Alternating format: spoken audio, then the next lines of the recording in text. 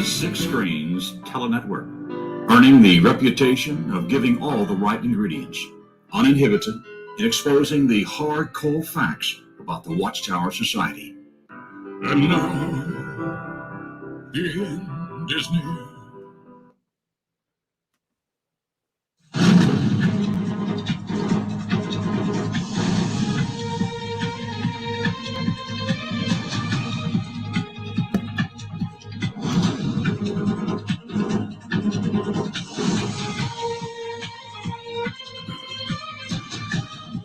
Well, here it is, another rockin' awesome Saturday night at the Six Screens, and today is November 6th, 2021, and we have got an awful lot to talk about tonight. Please stay with us.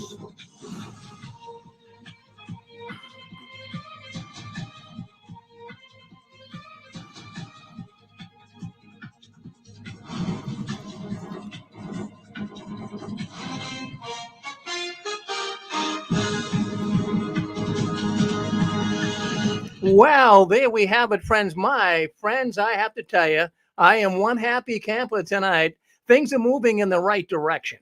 The more we see Watchtower collapsing, the better I feel. How do you feel about that?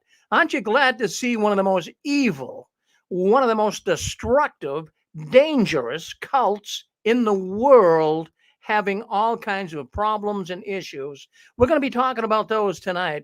But anyways, my name's Rick Farron, and I'm coming to you from the apostate capital of the world, right up here in Massachusetts, up in Boston. And we certainly thank you guys for wanting to come in and be with us. I know we got people listening in pretty much from all over the place. So thank you for coming in. And we've been doing this now for 16 years. But we're not going to be giving up now. We're going to keep moving forward. We've never missed a Saturday night. Seriously, 16 years. We are here because you are here. You need this. I needed it. We all needed it. I mean, really, think about it. Years ago, before the internet, before this live streaming technology came into existence, when you were kicked out of the Watchtower, you were one frightened, poor soul. You didn't know what was going to happen to you. You weren't able to connect with other ex-witnesses, but now you can through the technology that we have today. It's totally amazing. We're here live tonight. And, you know, if you're sitting in a room somewhere by yourself, if you're being shunned, maybe your family members have displaced you, all of your friends have left you, maybe you're pretty distraught tonight. And you might know who you are if you're listening to the program. But what you do is, why don't you try to call in here tonight? Call into the Six Screens in live time. Talk to some people that can kind of sort you through some of the stuff that's going on in your life. So all you have to do, I'm going to give you a phone number. So get a piece of paper, get a pencil.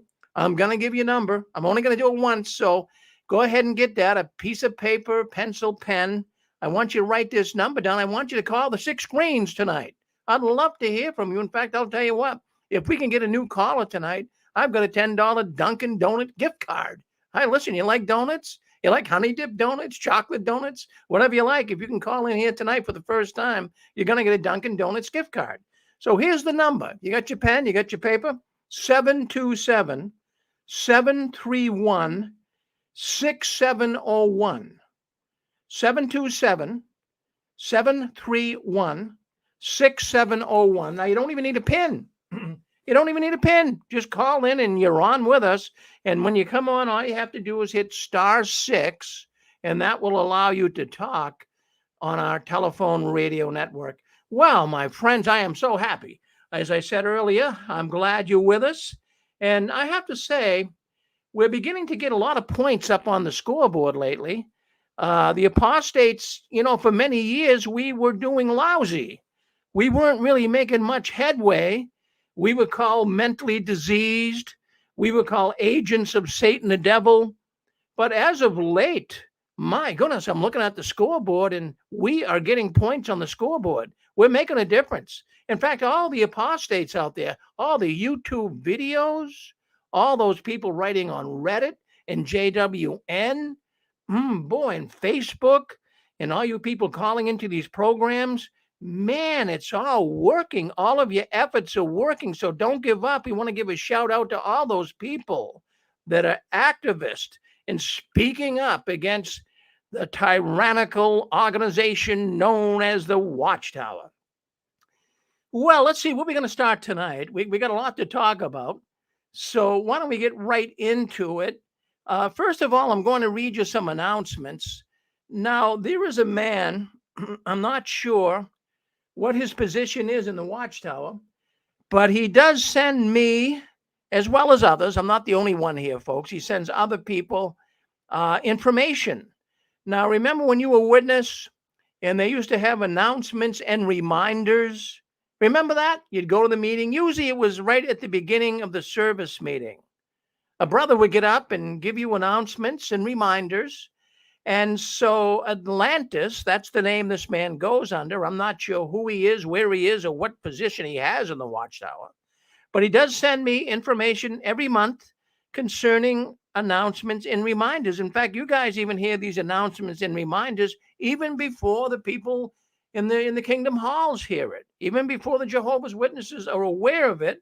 So why don't we talk about this right now? Let's get into announcements and reminders. This is for November 2021. Now, it starts off, it's a 6-page letter. I'm not going to read you the whole letter. Don't have the time to do it. But there's a 6-page letter here, and it's talking about the Ramapo construction project. Now, you folks know what that is, do you? Maybe for those that don't, the Watchtower is now engaged in building a gigantic movie studio, video studio up in Ramapo, New York. It's about a mile away from the world headquarters, and they're going forward to build this gigantic complex. It's just a little bit, in fact, it's 1.5 million feet, square feet. It's just a little shy of the world headquarters they're in now. But they're talking about this in this announcements and reminders. They're going to read it to the congregation. And they had a video. We played it here on the 6 screens that came out in September, just a few months back. And they were talking about the project and what's going to take place and the money that's needed. So, they're asking for more money, but they're also asking for volunteers. They're having trouble with this. People aren't signing up like they would like. So they're sending out another expression of, can you come and work with us here at the Watchtower and help us? So they want you to fill out an application and come. But what's more on that later. We're going to talk more about this later. I got some startling news I want to share with you. That'll come up a little later on JW World News. But just as in the letter, they're looking for more people to come. Now, the other thing in this letter, the reminders that they're reading to the congregation, it looks like there's going to be no circuit or district conventions in the next year, right through 2022. Friends, everybody else is going back to the Kingdom Hall. Going back to churches. People are assembling football games, baseball games, basketball games. But the Watchtower is still dragging the feet. And there looks like no more conventions and assemblies for the year 2022. That's the information it seems they're saying here. But they want you to do it all online. They want you to listen to JW streaming, and they'll have the convention programs on there, and you'll be able to listen in through streaming. How boring is that? Really? I mean, sitting in your home, you got to dress up. If you're a man, you got to put a tie on. You got to polish your shoes, slick your hair back, put your badge on. And if you are if you're a woman, you got to dress up, put a dress on, nylons, I'm sure. Get ready, look good, put your makeup on. I mean, what a lot of work to sit in your own living room. But they're saying the same arrangements that took place in 2020 and 2021 are going to be the same arrangement for 2022. So there you have it. Now, also, we have some more information here on the midweek meeting part. I guess that will be coming up, but there's a midweek meeting part and they are encouraging everybody, all the Jehovah's Witnesses, that is, to be prepared for medical emergency. They're using these terms, kind of to put fright, to put a sense of urgency in the people that something is on the horizon. Is it Armageddon? So they're saying they want you prepared for a medical emergency. They're saying a qualified elder will deliver a talk. Are you prepared for a medical emergency? That'll be the week of December 27th, 2021. It'll be a 15-minute part. But this talk is based on blood, basically. And I mean, there's a lot here. I'll just kind of skim through it. But basically, what they're saying is, don't take blood. And they want you to really uphold that Jehovah's Witness doctrine. Don't take blood. So they want you to be prepared for a medical emergency. And it's saying, be prepared now for this emergency. It's saying that advanced preparation involves prayerful consideration. Now, can you imagine praying to God, please, God, please don't let me take a blood transfusion and die? He's not going to listen to a prayer like that. But that's what they're saying. Pray to God about it and make sure that if you are in a position where you need blood, that you're not going to take it.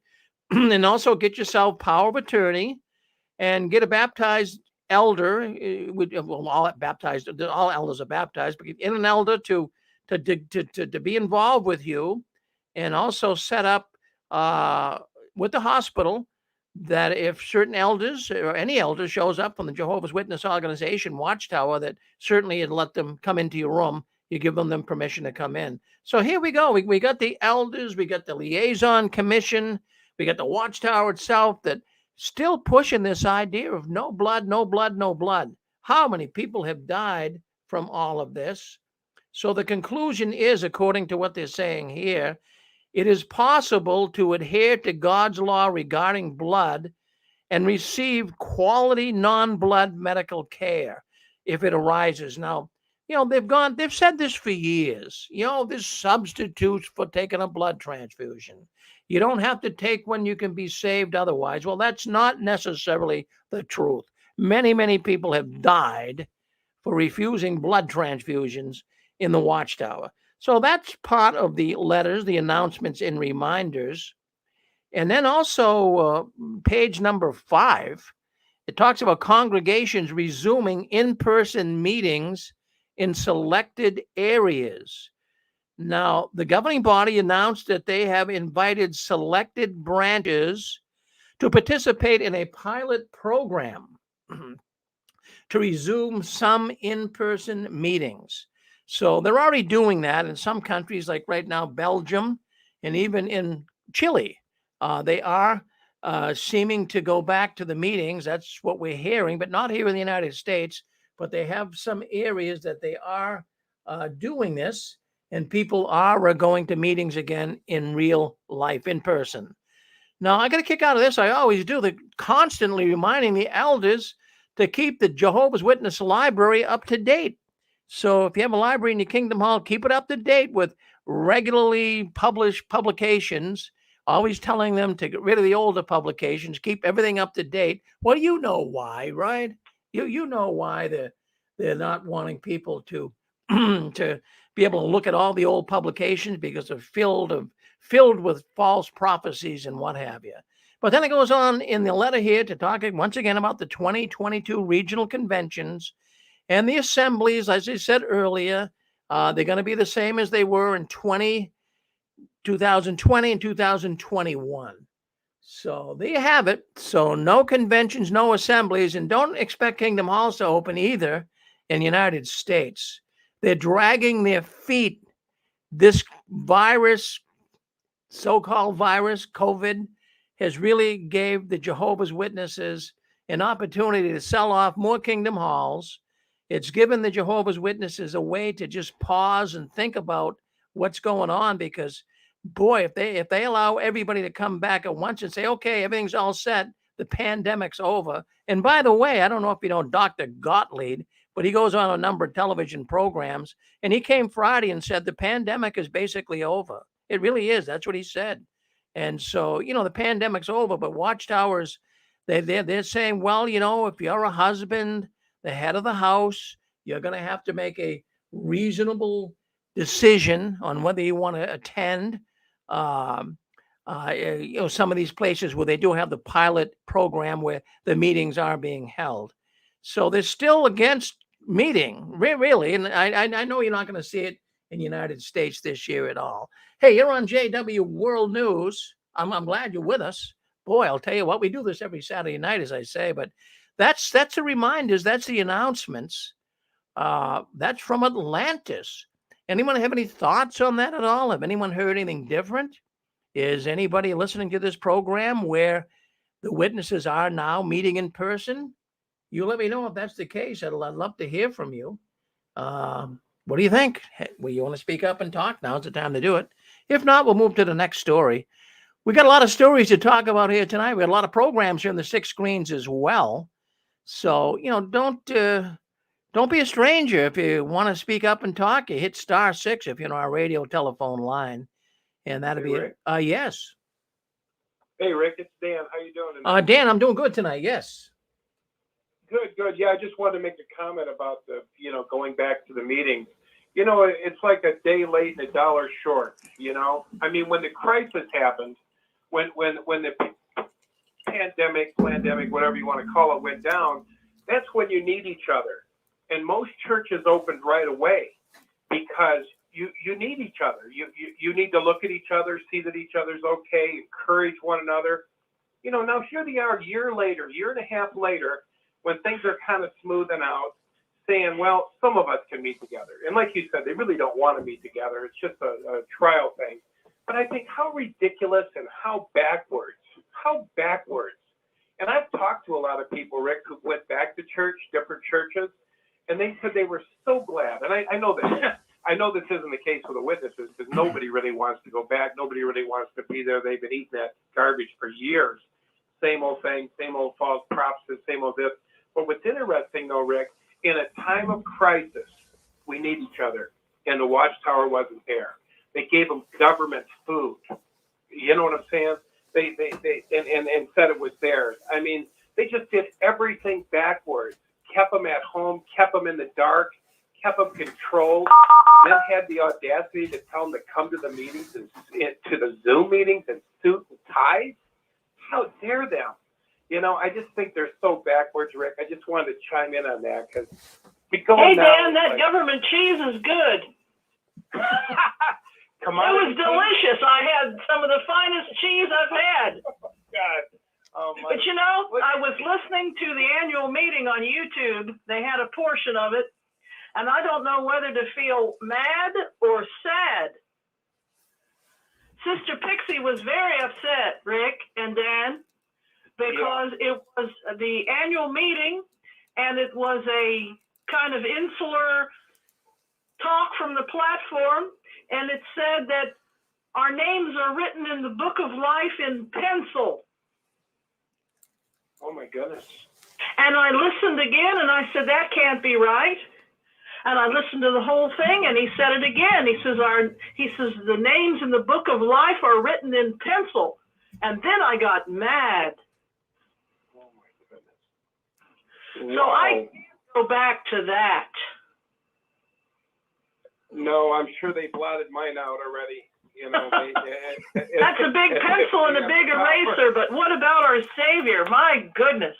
Oh, well, it's ridiculous. Like I was telling Rick, and I don't mean to cut in too much, Rick, but it's just ridiculous. After a year and a half, to say, okay, I think maybe possibly, we can meet again. The people are like, we're gone. It's over. It's over. I do think that's happening. I think they're leaving. I think they've got their nice lounge, their sweatsuits at home with the big TV like I do. And ladies don't want to put on the makeup, the bra, and the nylons, and gentlemen don't want to put on the tie. We're in a different world. Food is so high. If a church wants a contribution now, good luck with that. Good point. Well, go ahead, Rick. Sorry, Rick. We just okay. Well, no, I enjoyed those. Thanks, Dan. I enjoyed the comments. Thank you, Dan. Thank you, Pixie. My goodness. Well, I'll tell you, that's true. I mean, what she's saying, who wants to go through all of that? That's absolutely crazy. But another thing that's absolutely crazy is the false numbers the Jehovah's Witness organization is putting out there. The Watchtower is saying this, oh, we're growing. We've got witnesses coming in like never before. It's blatantly false. They are pushing for numbers. We know they are. How many of those are really fake slips or fake numbers that the Watchtower is throwing out at people? I mean, really, they are under a lot of duress right now, the Watchtower. They're liable to do anything. I mean, they lie all about child molestation. Why wouldn't they lie about like numbers? People, I mean, you guys know. Geez, I know a number of people in the last couple of years that came out of the organization. And y'all listening to this program, you must know a bunch more too. I mean, not only real people in the real world, but also you see these people online. They are leaving in droves, as they say. And how many people do you know are PMOs, right? Physically in, mentally out. I mean, get real. We got to get real. But the Watchtower keeps saying, oh, no, we are growing. Oh, it's so wonderful. Jehovah is blessing us. That is a crock of baloney. When the numbers really get down to an alarming level, which I believe they have in the Watchtower, this dangerous cult would say certain things. Now, let's stop and think about this. The Watchtower always seems to come out smelling like a rose. Let's just examine this for a second. If the numbers really go down, say terrifically or alarmingly, and they get to a low level, well, the Jehovah's Witness organization would say that Jehovah is shaking the loose leaves off the tree in preparation of Armageddon. And that's what they would say, right? Absolutely, they would say it. And they would say that, well, they'd use a scripture too. They'd use a Bible scripture. Matthew 24:12 comes to mind. They'd say that, well, because of the increasing of lawlessness, the love of the greater number will grow cold. Is it? Well, that's what the Watchtower would say, wouldn't they? See, so if the numbers really go down, they'll throw a scripture out and people go, yeah, that's why Armageddon's getting closer. But, if the numbers go up, oh, that's going to make, see, Jehovah's blessing us in this time of the end. These guys, they win in both directions. It's unbelievable what these guys get away with. Watchtower has managed to squeeze. And I'm going to share some things with you here tonight. I'm going to tell you why they are really fudging the numbers. They are cooking the books, as we say. Watchtower has managed to squeeze a little extra out of every publisher in the past couple of decades by including older ones, and they put them what they call on an infirm list. All they have to do is report 15 minutes of time. 15 minutes of time. And as of recently, in the last year, because of COVID, to be a pioneer at one point, you did not even have to report any time at all. Really. And you could be a pioneer. Think about that. So it's been known also that elders will fill in a report on behalf of the publisher on the basis that they probably did some preaching and they forgot to report. So you have a congregation, you have the service overseer, and he looks at the records, the weekly reports. Wow, we are way down in numbers. Well, I guess some people just forgot to report. I'll just put some numbers in here because I know they normally get that. Friends, they do that. I can remember even when I was a witness, and you guys probably can remember too, that you'd get a call from the service overseer, and it'd say, Brother Farron, how many hours did you get in? And I'd say, well, I didn't do too great. I only got, 5 or 6 hours in this month. That's about it. I've been very busy and trying to raise kids and run my business. Well, you got more than that, Brother Farron. Come on. You're a loyal witness. You've been around for a long time. You got more hours than that. Why don't we put 10 in? I says, no. I'm not going to lie to Jehovah. I'm not. So you put down what I'm telling you. But how many people would go for that phony baloney story? Okay, put down 10. Many did. And how many people really fudged the numbers to begin with? Well, I'll just put down, I didn't get 10 hours in, but I'll put 10 down anyways. That's what happens. That's what happens. And I know one thing, and then I got studying this in the last couple of days, and I'm really trying to see how you can really play around with numbers, right? So the thing that I come up with here is, okay, so they're saying the organization is growing leaps and bounds. They're saying they have now close to 9 million people. That's what the Watchtower is saying. But if you run the numbers, first of all, you have congregations diminishing here. Many congregations have really declined. There's not as many congregations in the United States as there was a couple of years ago. And also in Germany and in Japan and other countries as well. And the others are kind of many. They're not growing. They're just holding steady. So how can the Watchtower really come out and say, okay, all right, friends, boy, we are growing like crazy when you're closing Kingdom Halls down? That would be like, Chevrolet telling you, oh my goodness, we are selling cars like we never sold before. But at the same time, you're driving by Chevrolet dealerships and they're closed down. They're out of business. Come on. I mean, I really believe this. I believe them. I believe the Watchtower really thinks that their adherents, their rank and file are dumbbells. I really think they think they're stupid.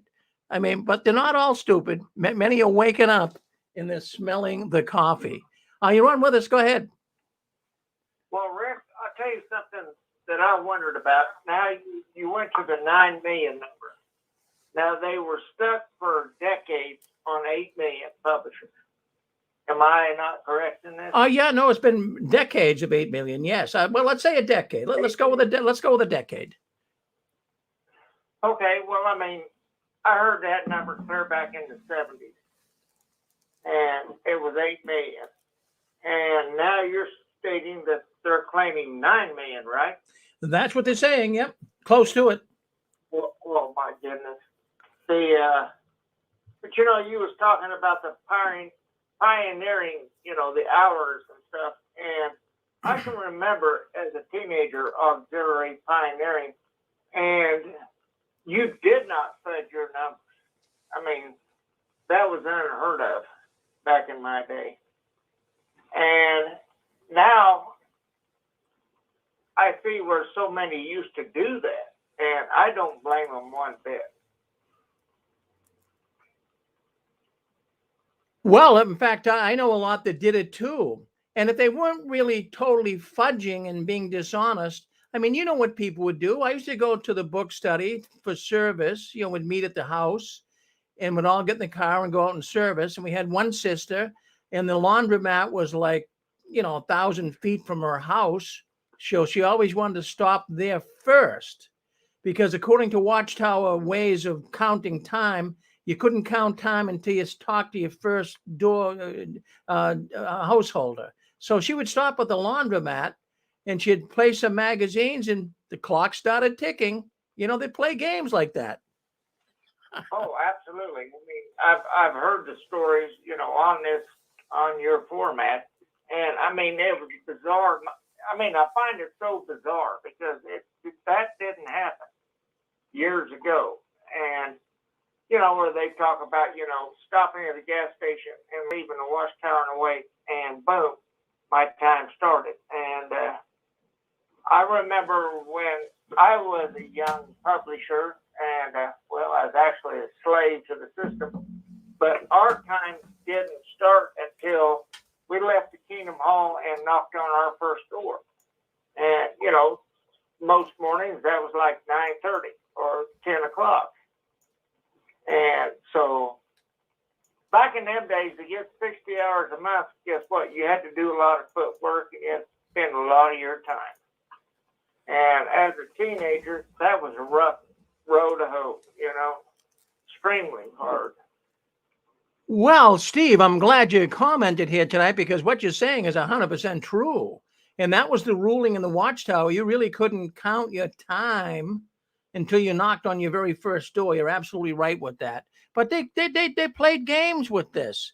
And I even know some, in fact, really even near the end when I was just getting out, I had a woman that wanted to learn about Jehovah's Witnesses, and she was 45 minutes away. So I'd go to the Kingdom Hall for service and say, I got a return visit. And I'd count my time when I left the Kingdom Hall and drive out to the woman's house 45 minutes away. Counting all that time, you know? I mean, that's absolutely. You felt justified at that time. Yeah. Yeah, it was good. I guess we got Chewy. Go ahead, Chewy. Yeah, Chile and Oklahoma, the way they did it, the way I was trained was you went, when I was pioneering, is you went to a laundromat and you started your time. And as soon as you hit that door, that Kingdom Hall door, you had to stop your time because you weren't preaching. I'll come back with that again. I didn't quite get that, Chewy. So you said that as soon as you come back and say what you said, I lost it. Yeah. Okay. Yeah, my speaker wasn't doing well. But anyway, what you did is you started your time before the meeting fulfilled service. You hit a door or two or three or whatever. Some of them went out early. But as soon as you hit the Kingdom Hall door, you stopped your time. And then as soon as you left, since you hit that first door, then as soon as you left, then you started your time again, and you could drive 30 minutes to a isolated deal and have an hour and a half. Boom. Well, that's how a lot of time was put in. But now they're saying there's close to 9 million witnesses. And, I just can't see it. I know so many people. I mean, doing the program here for 16 years, and I see the numbers escalating of people getting out of the so-called truth. I see so many people leaving, and I'm saying, how can this be? And then we had a regional convention up here in 2017, and all the empty seats right here in Lowell, Massachusetts. Only I'd say half of the stadium was empty. So how do you say it's growing? Go ahead, you're on with us. Rick? Sure. I get emails from Barbara Anderson. Oh yeah. Tonight. I just got a recent one talking about their media building and how it's all in wood and using. I don't know. I haven't read quite all of it, but it's pretty extensive the money that they've spent. And I didn't know if you heard anything about this. And the email she sent was talking about the 236 acres they own in the wooded area there in New York and on their new media facilities.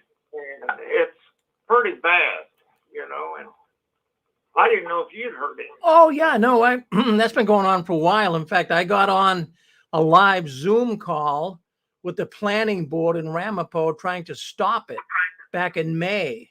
So, this is going on. I guess they must have the permits. I don't know how they got that across, but we're going to talk about that tonight. That's part of our story here tonight. So you'll hear more about it, Steve. So stay with us. Okay, I'm sorry. Okay. Go ahead. You're on with us, California. Hi, Rick. Yes. As far as the numbers increasing with the membership of Watchtower, with all of the meetings, physical meetings and, assemblies being canceled and more free time at home, it's understandable that there'd be a lot more babies being born. Maybe that's part of it. I have two comments, if I may, regarding reporting time. Honestly, we know they're fudging the numbers. You've given evidence of that, but I can't help but remember that my poor brother, who knows nothing but the organization, who has Asperger's, a form of autism, was struggling to hold down his very stressful full-time job and attending all the meetings and, of course, having parts in the meetings. He was having trouble keeping up with his pioneering requirements, which back then was still a heavy load. And he, out of desperation, started fudging his numbers, and he got caught. And he was reprimanded and what you would call publicly reproved or privately reproved for lying. And now they're doing that and much worse.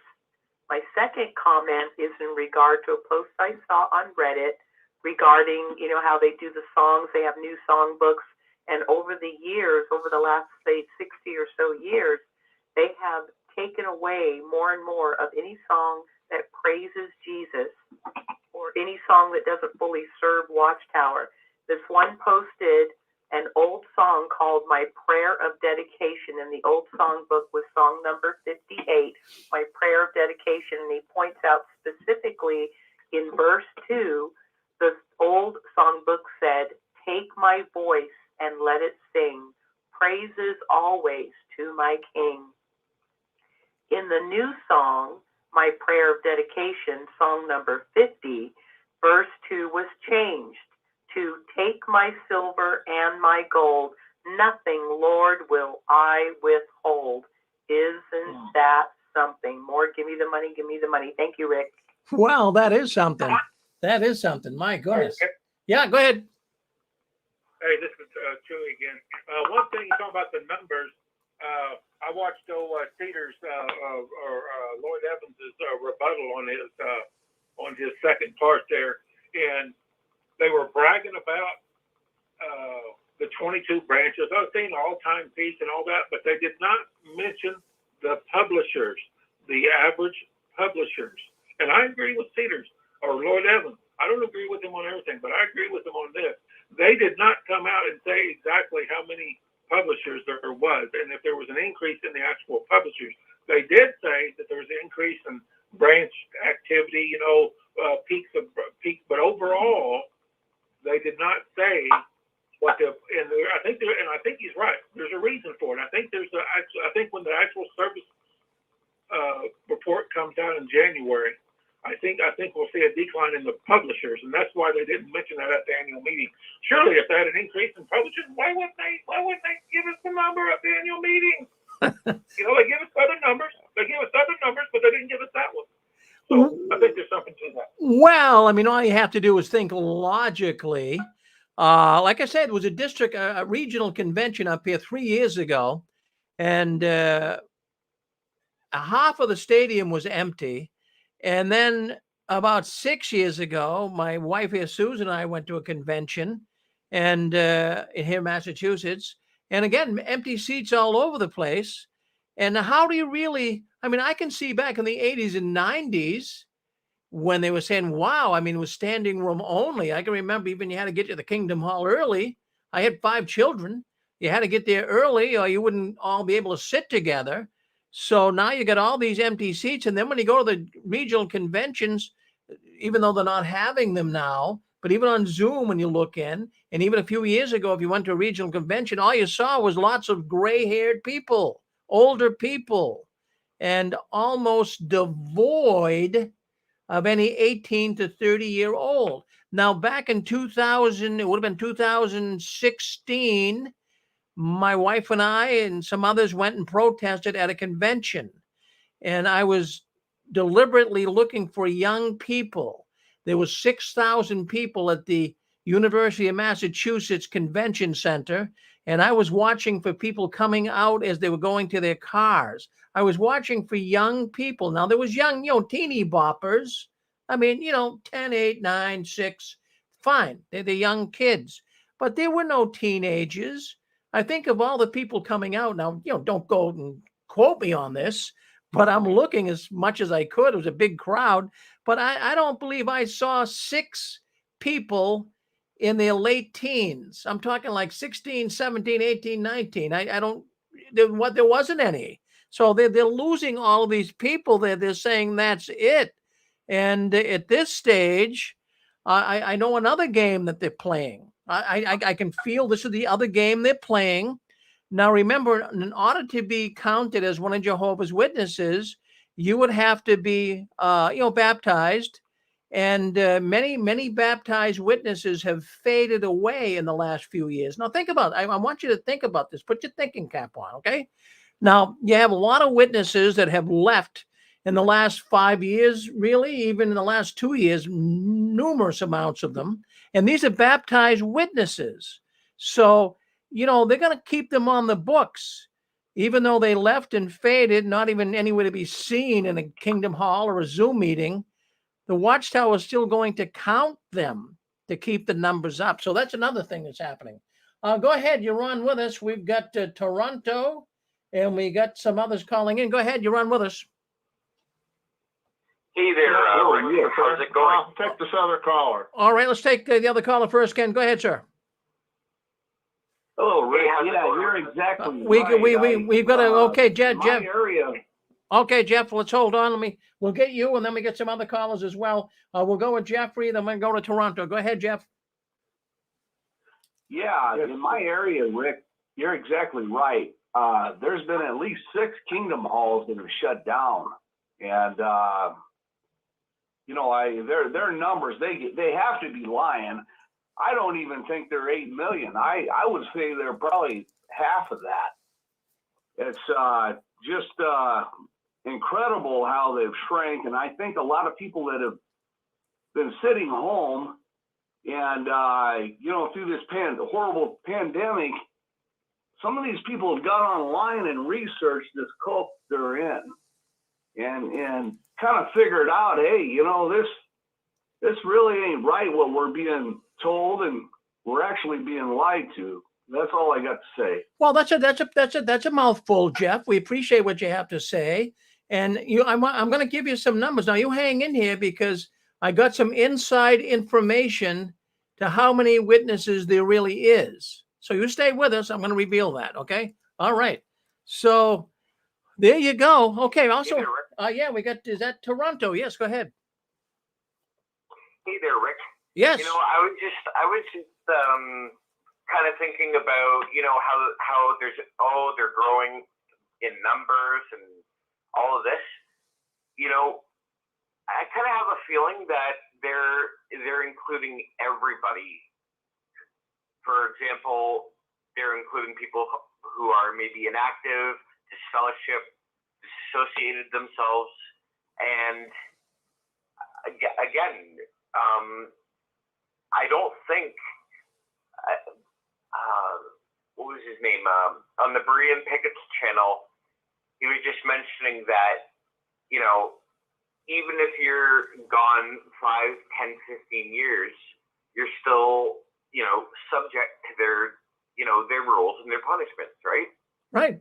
So there could be a lot of fabrication to their numbers, especially if they're including disassociated or disfellowshipped or inactive members, for example. Well, I certainly don't think you're wrong. I believe you're right on track here. They're counting as many people as they possibly can, and especially people that have faded away, that are PMOs. They want nothing to do with it, but they haven't been disassociated. They haven't been disfellowshipped, but they're still on the books. You're right with that. They're playing all kinds of games with these numbers. It's unreal. And now let me tell you, I'm going to share with you. I did get some information, came into the 6 screens here. I can't divulge too much, but you can take it and do what you want with it. But some high official at one of the branch headquarters more or less acknowledged that they are cooking the books. And even people in the branches are starting to acknowledge how crooked the Watchtower is. So this figure was shared with me, even though the Watchtower right now is saying there's close to 9 million people in the Jehovah's Witness organization. This particular brother, he said that there's only 5.5 million. That would be more like the real number. So, I don't put it past the Watchtower to lie. That they have a strategy they call war strategy. It allows them to lie. Yeah, so why wouldn't they, It's funny how in their monthly broadcasts, I think it was Brother Garrett Loesch talking about the Apostle Paul. He was talking about the difference between truth versus half truth. So I was thinking to myself, so there are many things that I think are wrong with that statement.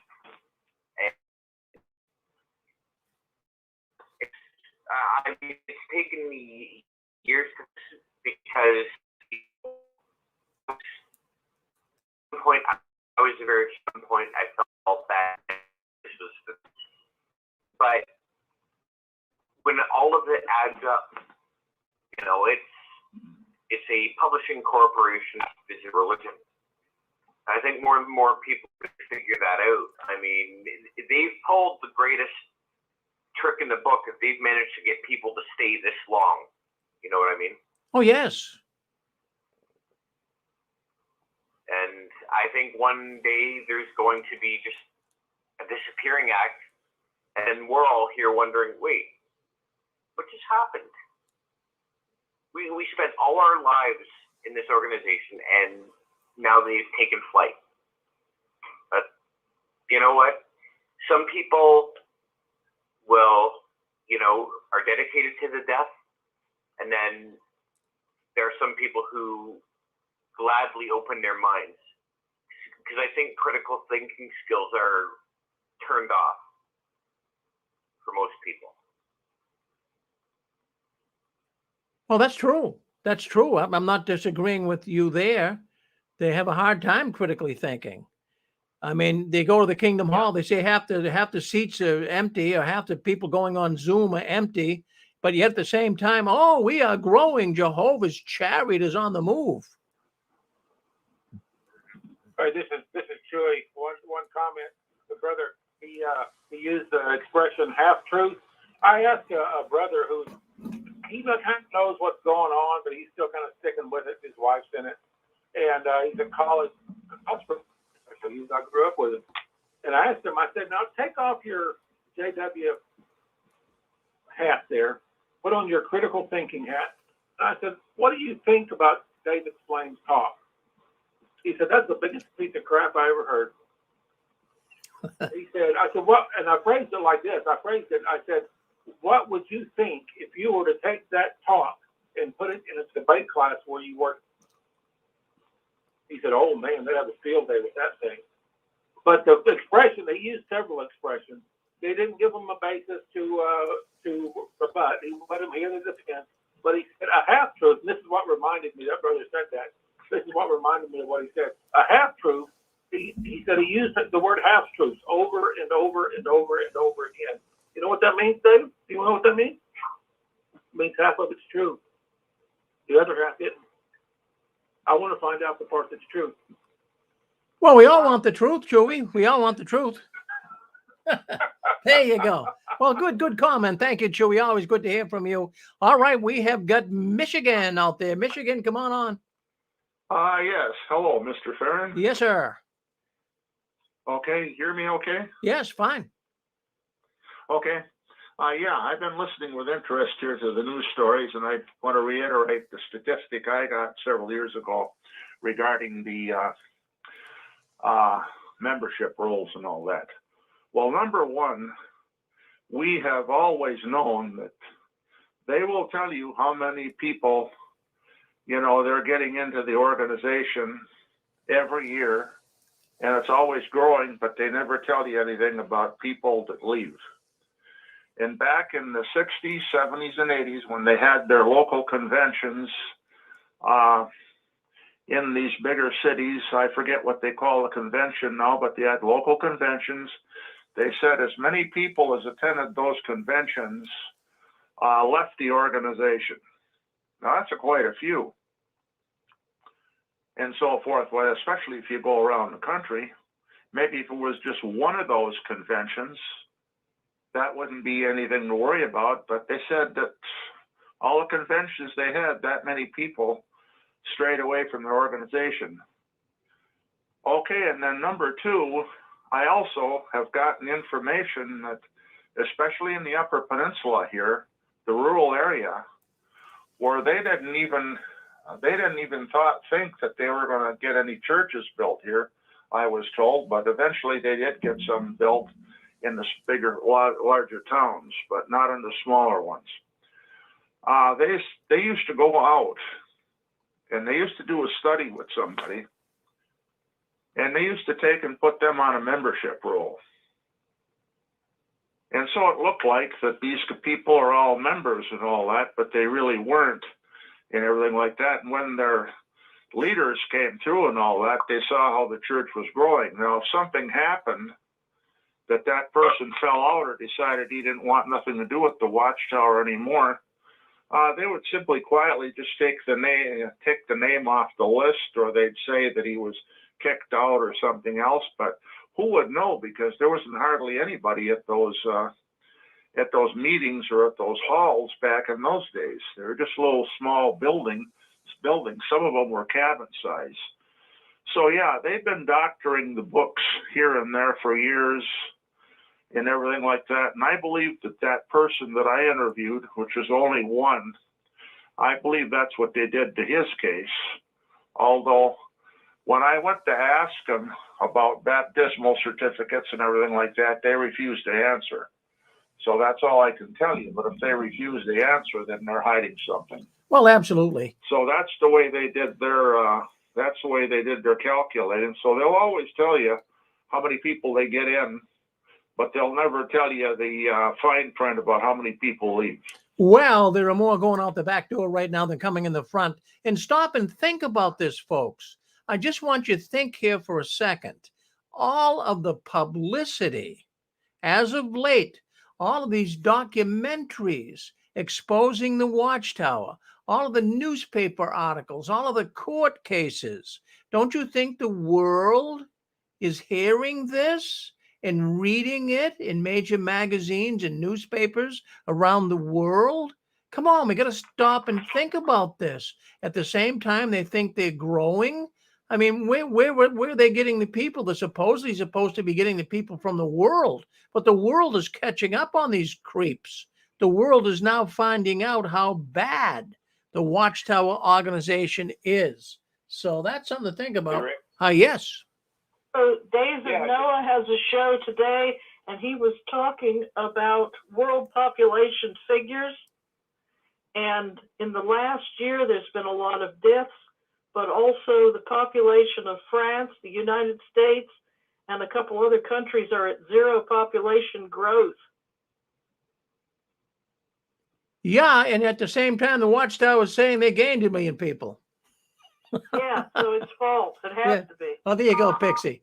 Okay, I think you're on with us. Yeah, let's hold on, Ken. We got a bunch of callers coming in here. Hold on for a second. Okay, go ahead. Go ahead, Dan. Go ahead, Dan. Hey, Rick, I was going to say, my wife and I attended a hall about a year ago, when they were still open. My brother years ago gave me one of those Silver Sword Bibles when my mom died. And anyway, we went into the hall, and they can't be growing, Rick. It was so strange.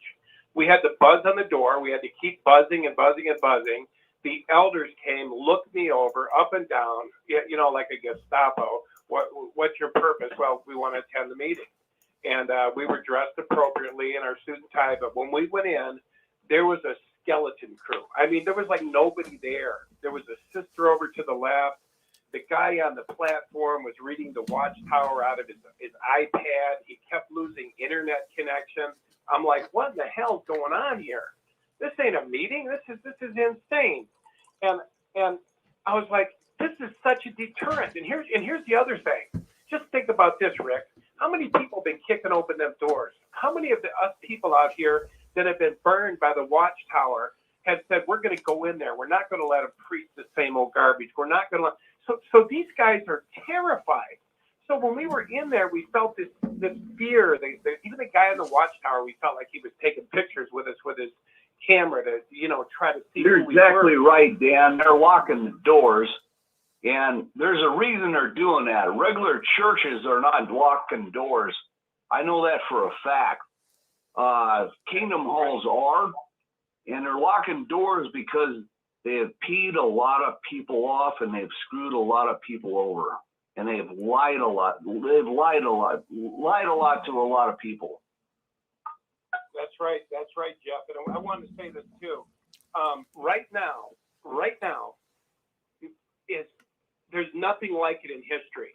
It's almost like, Rick, we have got 1 million-man protest, yelling to the top of our lungs every day. This is Babylon the Great. Get the hell out of here. These guys don't have a consciousness for truth. They're amoral. The name for Watchtower, they can call us apostates, but these guys are amoral. They have been lying for over 100 years. They lied to our parents. They destroyed their lives. Their lives were put on hold. My life was put on hold. These guys are amoral. And what they're doing right now, Rick, you're exactly right. They're promoting because they want that damn property built up there. And that's what you do. You start having buzz. We're growing. See, whenever you promote something, you say, we're growing. Things are looking good. We got another million people in, or 500,000. Things are growing like hell. I mean, people are coming out of the woodwork, which is not true because, like you said, halls are closing. We've attended those halls. We are eyewitness. But, Rick, what can we expect? What can we expect about people that have lied for over 100 years? They have no consciousness toward it.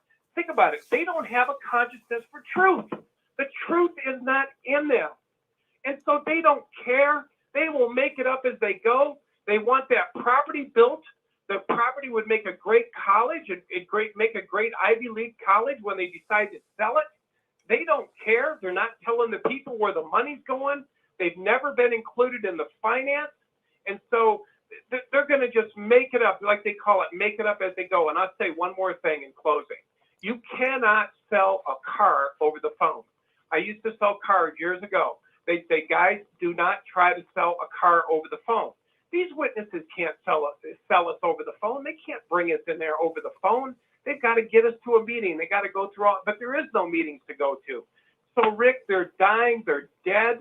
There's a million-man protest going right now or more. Maybe there's millions, and they're coming online every day. The Hispanic Society's doubling. I'm watching their social media sites double and triple. This is going out. No. Get out from Babylon the Great. And like Anne Marie said, they're asking for your money. They're saying, that song she read, I never heard that. Jehovah wants your gold, something about gold and silver. Like, these guys are not stopping, Rick. They're not stopping. They're going to fleece these people. They're under mind control. And I believe, like you said in your last show, they're going to end up disappearing, going off into heaven. They've already told the elders they're going to be the princes in the earth. That was kind of right when I was coming out. They told the elders, you're going to be the princes, because the 144,000 had mostly all died off. So they had to come up with a new thing. So they brought the elders in and said, did you know you guys are going to be princes? You're going to be the leaders that lead people into the new order, the new system. And so it's all a scam. The record has spoken. Not Dan Clark, not Rick Fearon, not Lloyd Evans, not any of us online. The record has spoken. Time has spoken. When there is no answer, time will tell. And time has spoken. Guilty, guilty, guilty. Get out from Babylon. If you do not want to be shared in promoting false prophets, because if we go along after we've been informed about what's going on with these people, we're actually supporting false prophets. And we need to consider that. We're supporting these people. And so anyway, that's all I want to say, Rick. Thank you. Well, amen to that, Dan. Amen to that. I'm with you. Amen. Okay, we have got to, let's see what we got going here. Okay, go ahead. You're on with us. Looks like Louisiana, I think. I'm not sure. Go ahead. Speak up if you want. You're on with us. Yeah, Mr. Fair. Hold on, Cam. We got a lot of people. I want to give everyone a Okay. chance. Just hold on with us here. We got Montreal, All right. Canada. We've got, looks like, Louisiana. So go ahead, speak up. You're on with us. Rick? Yes. Yes, I just want to bring up a good point by Dan Clark. He made a very interesting point that the Watchtower is amoral, and it's amoral for a purpose because they have hurt many lives. They have hurt mine especially. I've been to so many depressed and traumatizing events, like everybody watching this show tonight, listen to this your show, and I gotta say it's a very painful, brutal experience. Waking up as if you're born, waking up like sick, as if you wanted to die, and there's no help, and nothing from them is ever concerning. It's all about them. It's all about trying for them trying to help you, but in reality, it's not real help. And you know something? They say that what the apostles believe is all poison. But who is really one that's poisoning our life? Who is really one that's poisoning our Bible-trained conscience? Isn't it them that's trying to get us to be in line with them, but in reality, masquerading to be a real supporting organization? And what you brought up also is good about there are many around the world who was listening to the Watchtower, through the newspaper, through the news, and Watchtower can say that that's fake news. It's all fake. Don't listen to that. Turn your eyes away. It's all fake. But the reality is, it's being promoted for a reason. This is a real case that is the news. That's also through the U.S. Federal government, and it has nothing to do with anything that is it's fake and not real. But why would the news ever make that up? And why would many people be concerned about their lives being in stake? The child molesting, the story world connection. You can't go wrong with that. All of that is real. It's real, no matter what they try to say, to try to twist it and make sure that it sounds like it's them not being involved with it. We saw how Jeffrey Jackson is a snake, a liar, lying in court, and like Dan Clark said, it's all full of lies. It's a lying organization trying to make themselves useful, and the only reason why they're saying that we don't want to let you be involved in this news that's going on is because they want you to continue to study the Bible with them. But what's the point of studying the Bible with them, and what's the point of going back when all they do is try to make this sound reasonable? And what's going to happen if you go back? You're just going to get hurt again, and more hurt, and then it's going to go back the way it was before. So like Dan Clark says, turn away and do not let your ears and your eyes be tickled, because they're just going to do more damage no matter what they try to do to help. Well, thank you, Jeff. You're absolutely right. Okay, we got one more comment here, then we're going to move to the next story. Go ahead, Ken. Oh, yeah. Thanks for taking my call again. Yeah, several years ago, there was an article that was published in Wisconsin by the Roman Catholic Church, and an article published here in the Upper Peninsula is what I caught it. Somebody called it to my attention. They did a very positive article about the Watchtower Society, the JWs, on how they were growing and everything like that. They had several photographs in this Catholic paper of their baptisms, their conventions, picture of Mr. Russell and other Watchtower leaders and so forth. Very positive article about them back in the 70s and so forth. But this day and age right now, I'd like to see just one positive article about them coming out of some religious society. As a matter of fact, we're not even close to finding any kind of articles like that anymore. And maybe if they knew the truth about what the Watchtower was really like back then, they probably wouldn't have made that article either. Well, thank you for bringing that up, because I feel the same way. Well, when I, try to gather news, I have people send me news from all over the world. I get emails every day, Facebook messages, and I sort through it all and see what stories we're going to run with on JW World News on Saturday night. But I get very few good reports. Now, I did a few years ago when they were meeting for regional conventions. The city would say, oh, we're glad to have the witnesses back, and they're spending money, and they're staying in hotels, and they're eating in the restaurants, and oh, it's wonderful. The Jehovah's Witnesses are helping our community. I don't see that anymore because they're not meeting like that. There's no good news concerning the Jehovah's Witnesses. And you're going to hear more of it tonight. It's all bad news. Thank you, Ken. Appreciate it. Yeah, in fact. You're welcome. We'll keep listening. Yeah. All right, go ahead. You're with us. Yeah, hey, Rick, I just wanted to say real quick that there's no way they're growing, because they don't even list on their Kingdom Hall doors a phone number how to get into the meeting. And then if you did want to find out a meeting, you can go to their worldwide, their www.jw.org, and look up the particular congregation you might want to go to.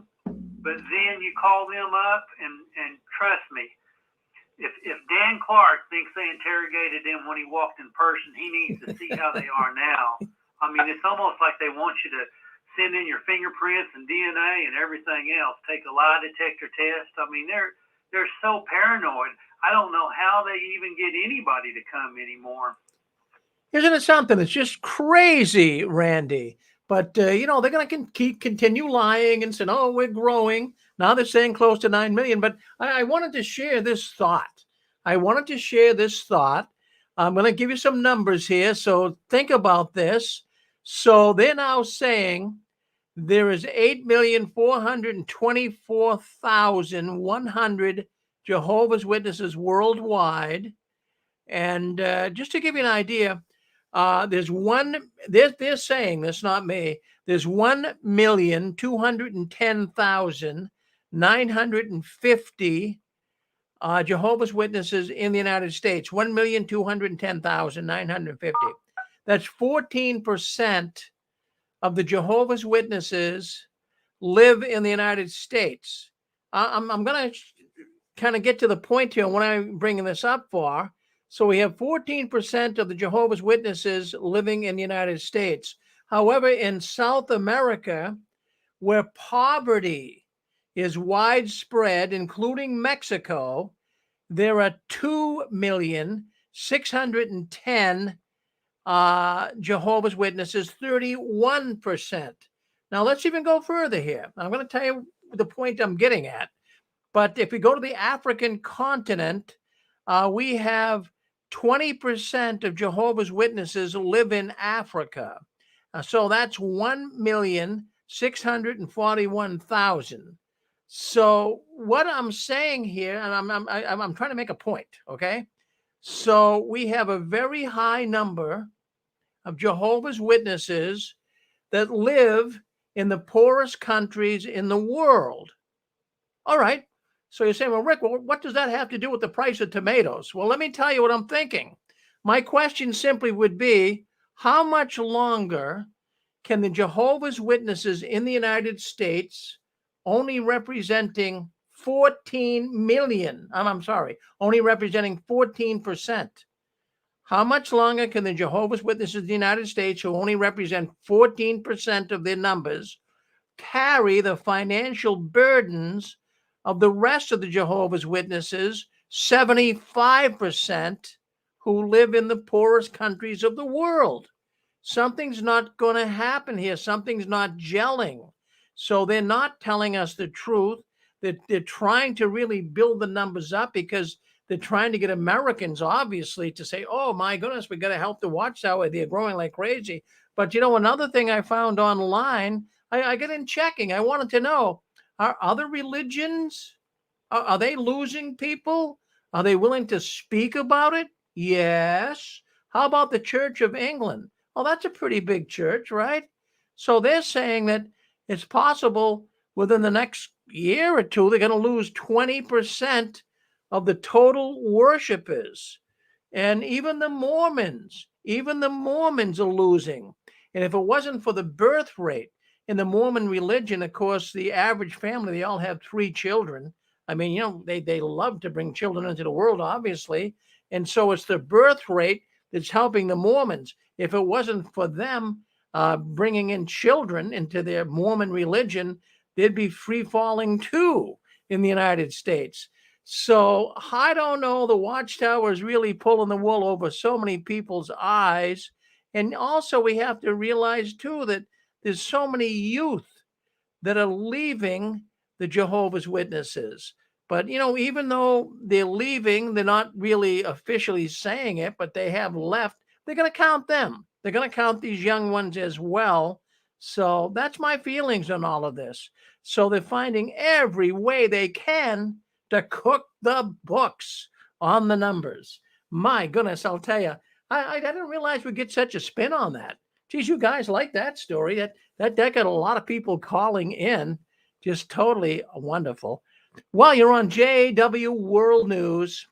That's the news the Watchtower doesn't want you talking about. But you know something? We do it every night. We do every Saturday night and every other Sunday. And we'll be doing it tomorrow. Why don't you come in and visit us on Sunday? Now, on Sunday, we take a little bit different spiritual feel. We get more into the theological teachings of the Watchtower. But why don't you come in and visit us tomorrow? Don't run off because the Bible is mentioned. On Saturday night, we don't get into preaching or anything. But if you're one that really wants to, get into the theological teachings, visit us tomorrow on 6 Screen Sunday, beginning at 1 o'clock. We have 2 Christian apologist men coming on, and they're wonderful. Jody and Scott. These guys have a program called Knowing God. And then at 2 o'clock, we go to JW World News, Sunday edition. And then at 2:30, Anne Marie coming in with Searching for God's Truth in the New World Translation. Well, I know that title gets to you, but she's not saying the New World Translation is the best translation. She's saying that you can even find the truth in the Bible through the New World Translation. And then we got Jay Hess.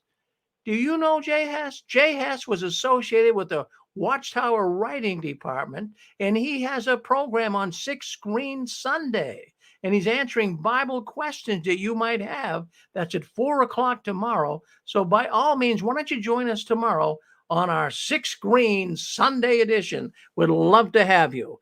All right, I want to bring up another story here, and this story really got my attention. And it's all over the news. It's out in Fresno, California. Jehovah's Witness Church is uncooperative in an investigation. Oh, that's a nice headline, isn't it? I mean, the Jehovah's Witnesses are getting this really tarnished image. But this headline is saying Jehovah's Witness Church, they don't call it a church, but the Jehovah's Witnesses are uncooperative in an investigation. Now, even before I got in here and read this story, I knew it had to be about child molestation. So let me put this up. If you're here on Facebook and 6 Screens, you're going to hear it. Let's see if we can't get this up so you can hear it. Let's see if I can get it. Just give me a second. See if you can hear this. And here's the story. Listen in. You'll hear it on our radio telephone network as well. Sex crimes against children. Thank you for joining us for Action News Live at 6. Good evening. I'm Margot Kim. And I'm Dale Wrong. The case has changed dramatically since we first reported an arrest in September. Reporter Thorne Hoggard shows us the new accusations and why investigators are getting frustrated with the church. It's a story you will only see on Action News. After an arrest for child pornography. I'm just going to do one thing here, folks. Let me just go back here a little bit. I'm going to try to get the volume up. The volume wasn't good, but we have a child molester once again. Let's see if we can't get the volume up. Just give me a second here. I'm a one-man show. So what I want to do is I want to get our external speakers working. All right, so let's do that. And then what we'll do is we'll play this once again. Let me get back into the video suite here and see if we can't get you guys to see it. I want you to see it here on, okay, we're going to put that okay. Just give me a second. Just give me 1 second to do this. Okay. I think we'll be all right now. Now just give me a second here to do this. We're trying to do everything here at once. And all right. Now let's go with this small. All right. They're asking me for all kinds of things to do. Just bear with us. We'll get right with you. I want you to hear this. I really want you to hear it. So see if we can't get this to work for us. Okay, folks? So let's see if we can't get this up. I'm going to share this so you'll be able to see it. Share the screen, which I'm doing right now. And let's do that right now. Let me just see where we are here. Okay. Share that screen.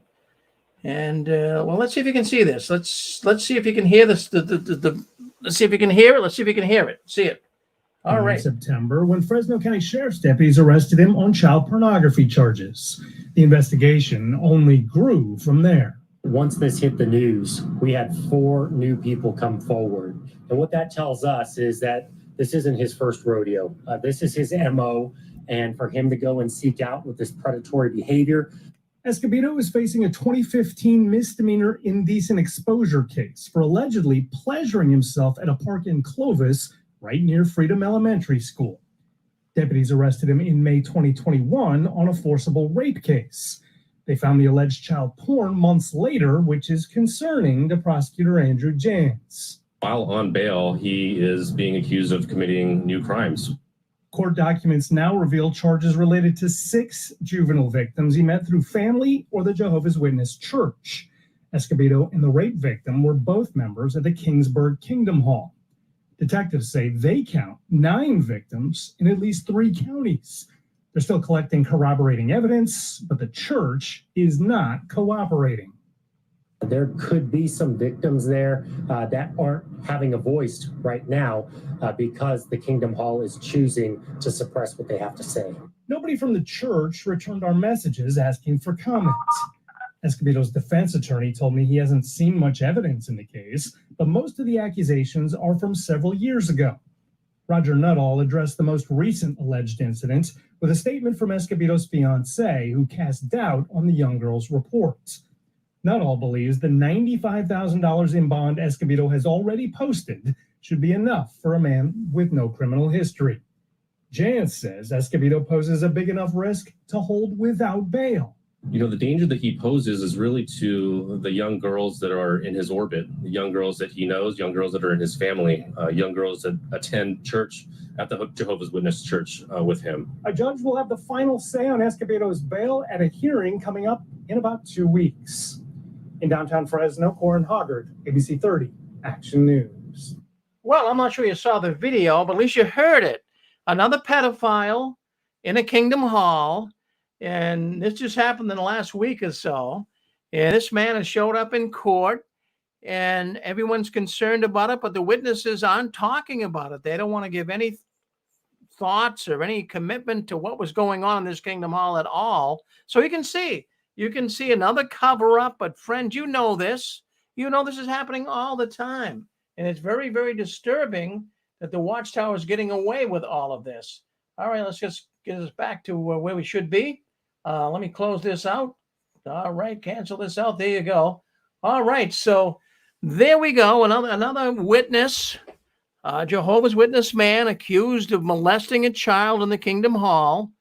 And the witnesses, I don't know how. That's very disturbing. And I bet those people, when they see that on the television, they're not going to want to go back there. Well, Pixie, the sad part about it is they'll see it, but they'll say, well, nobody's perfect in Jehovah's organization. That's how they handle stuff like this. It's terrible. I know, but it sounds like there's several young sisters there that have been damaged by him. I wonder how we would know if that Kingdom Hall were to be sold. Well, it'll show up, I'm sure, in time. But, this is one of the issues the Watchtower is facing. They can come on, tell you they're growing, they're doing wonderful, things are great. But then you hear stories like this. This is just... Thank you for sharing that important story. Yeah, that's out of Fresno, California. So we hear this all the time. Yeah, go ahead. Too, Rick, like you said, a lot of churches would be eager to do a public apology, but not narcissists, not people who think they're God. And they do think they're God. And I just think, what's wrong with humbling yourself? A narcissist isn't humble. A narcissist is full of pride. He's full of all-knowingness, and he will not stoop to the level of humility to say, my God, we're so sorry, this and that. And it just blows me away when I look back now that I was under the indoctrination of psychopaths, because psychopaths can like to say they're amoral. They don't have a consciousness for truth. They live in falsehood. They don't care. And so, man, Rick, when you read these stories about these pedophiles and these things and these witnesses fighting, and like Jeff said, lying This is insane to listen to. I mean, once you're out, you've got your thinking cap back on, and you've kind of got regrounded and reestablished. It's a horror show. What we're listening to, Rick, is a horror show. These people under mind control being brainwashed, people being raped, the people in the congregation just sitting there trembling, not knowing what to do. This is a horror show. Thank you, Rick. Thank you, Dan. California, you're on with us. Yes, hi, Rick. I just love what Dan was saying because, I'm here in California. I just sent a text to our friend Beth. She's down in that area. I'm wondering if she might possibly know who that person was in that congregation. But I was going to say, it comes down to their hearts, Rick, with this organization. Anybody who can do that has pure evil and wickedness in their heart. And the thing about pedophilia is it's learned behavior. So they don't just find one victim. There's multiple victims. And when you listen to the police report, that's exactly what they said. And then on top of it, you have this organization that wants to cover it up, okay, which means it's double evil. It's double wickedness.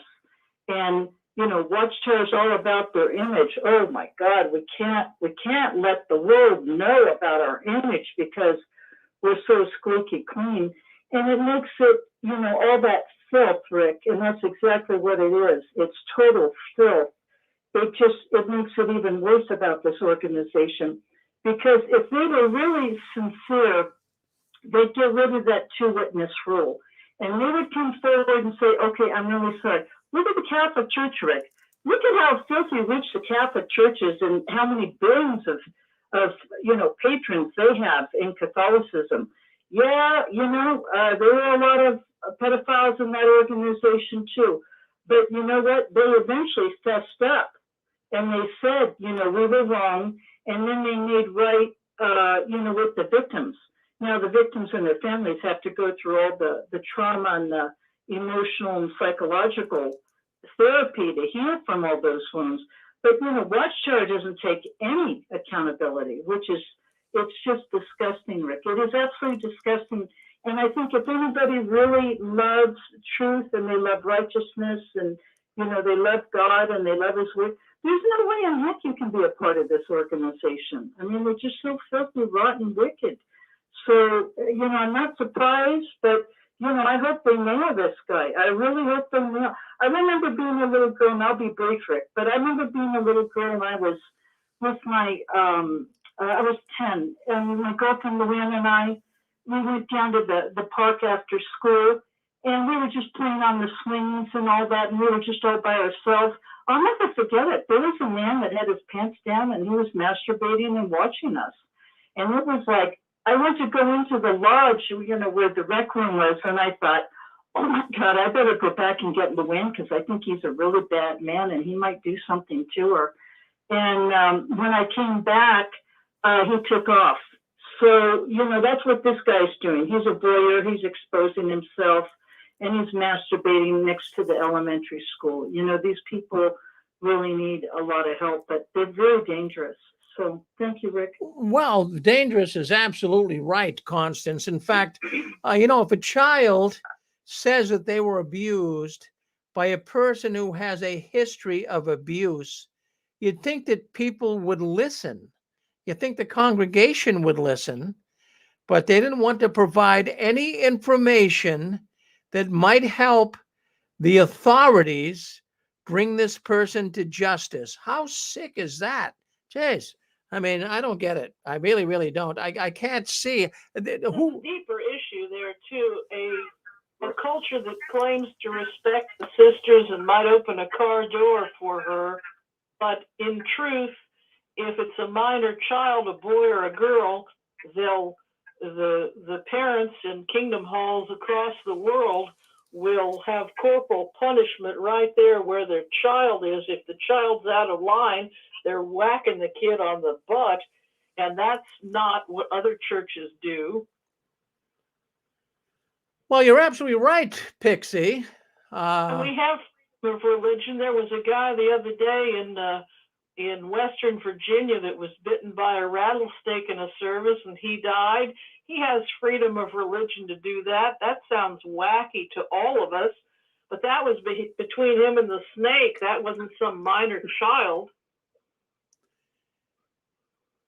Well, you would think that a congregation, knowing this man has a history of child molesting, sexual child molesting, you think that they would be the first to step forward and let the authorities give him information about him. But they're all You'd tight-lipped. think they would, but you see that in smaller things and in greater things, they're not respecting children, period. Well, you're absolutely right, period. They don't respect children at all. You're right. They don't. Don't spare the rod. Give the kid a beating. That's right. And so when they allow that, then the greater things, I mean by more severe crimes of a horrific nature, the more severe crime then is also tolerated. Well, it's disgusting, as you say, and despicable. And to cover these, it's very important from a news angle to cover these stories. And as the brother mentioned, the Roman Church on several occasions has issued an apology. I'm waiting for them to say sorry up there in New York, but I know they never will. You know, that's what shows they're really stupid, Rick. I mean, there's nowhere to hide these days.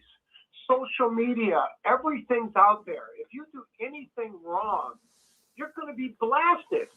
And for these guys to deny, to think they can hide, is really stupid. You can't do it. That's why the Catholic Church, like Constance said, came forward. Hey, we've got some screwballs in here. We're trying to deal with them. You know, they tried to move them around at first, then they started to do something. But that shows how dumb this organization is, that they still think they can hide under the rocks. They think they can bury this information. They think the people in the organization are stupid. And it's not going to work, Rick. It's not working, and people are becoming awake, and they're making it known. Thanks. Oh, good comment. Okay, so anyways, we'll move to, we have any thoughts? Ken, did you have a thought? I see you're on here with us. All right, I'm going to mute you, Ken. You're on. You're unmuted here. We got Montreal. You want to come Montreal? Go ahead. Yeah, Rick. Yeah. That just like to bring up a point that that this is a truly how to say, it's a truly barbaric organization. I remember from Dick Berge, who told me that there were 6 pedophiles in his local organization. And as soon as he told me that, I was truly disgusted. And I asked myself, what am I doing in this organization if I knew who was sitting next to me and was doing that to other children? Then who am I to be in an organization that I thought it was true? But in reality, it's just a chapel full of sexual abuse. And I believe that's where the sexual abuse came on my part when I was mistreated, maltreated, and improperly examined by elders in the back of the Kingdom Hall, taken there to ask me sexual disgusting questions, such as how far deep did I go down? What color knickers did he got on? How deep were he touched, and how did it make you feel? Disgusting, cruel questions, and especially on a child. And this is so sickening, because when they grow older, those children, it's so sad when they grow older, and then they have to be taught up about their sexual preferences in the future. That's when the hesitation kicks in. That's when they don't feel like talking about it, and it disrupts their mind, because Watchtower puts that dent in their mind, so that they feel uncomfortable talking about different things because of the indoctrination of the publications mentioned. I know from this publication called the Great Teacher Book for the Children. It talks about how a children should not be how a person should not be like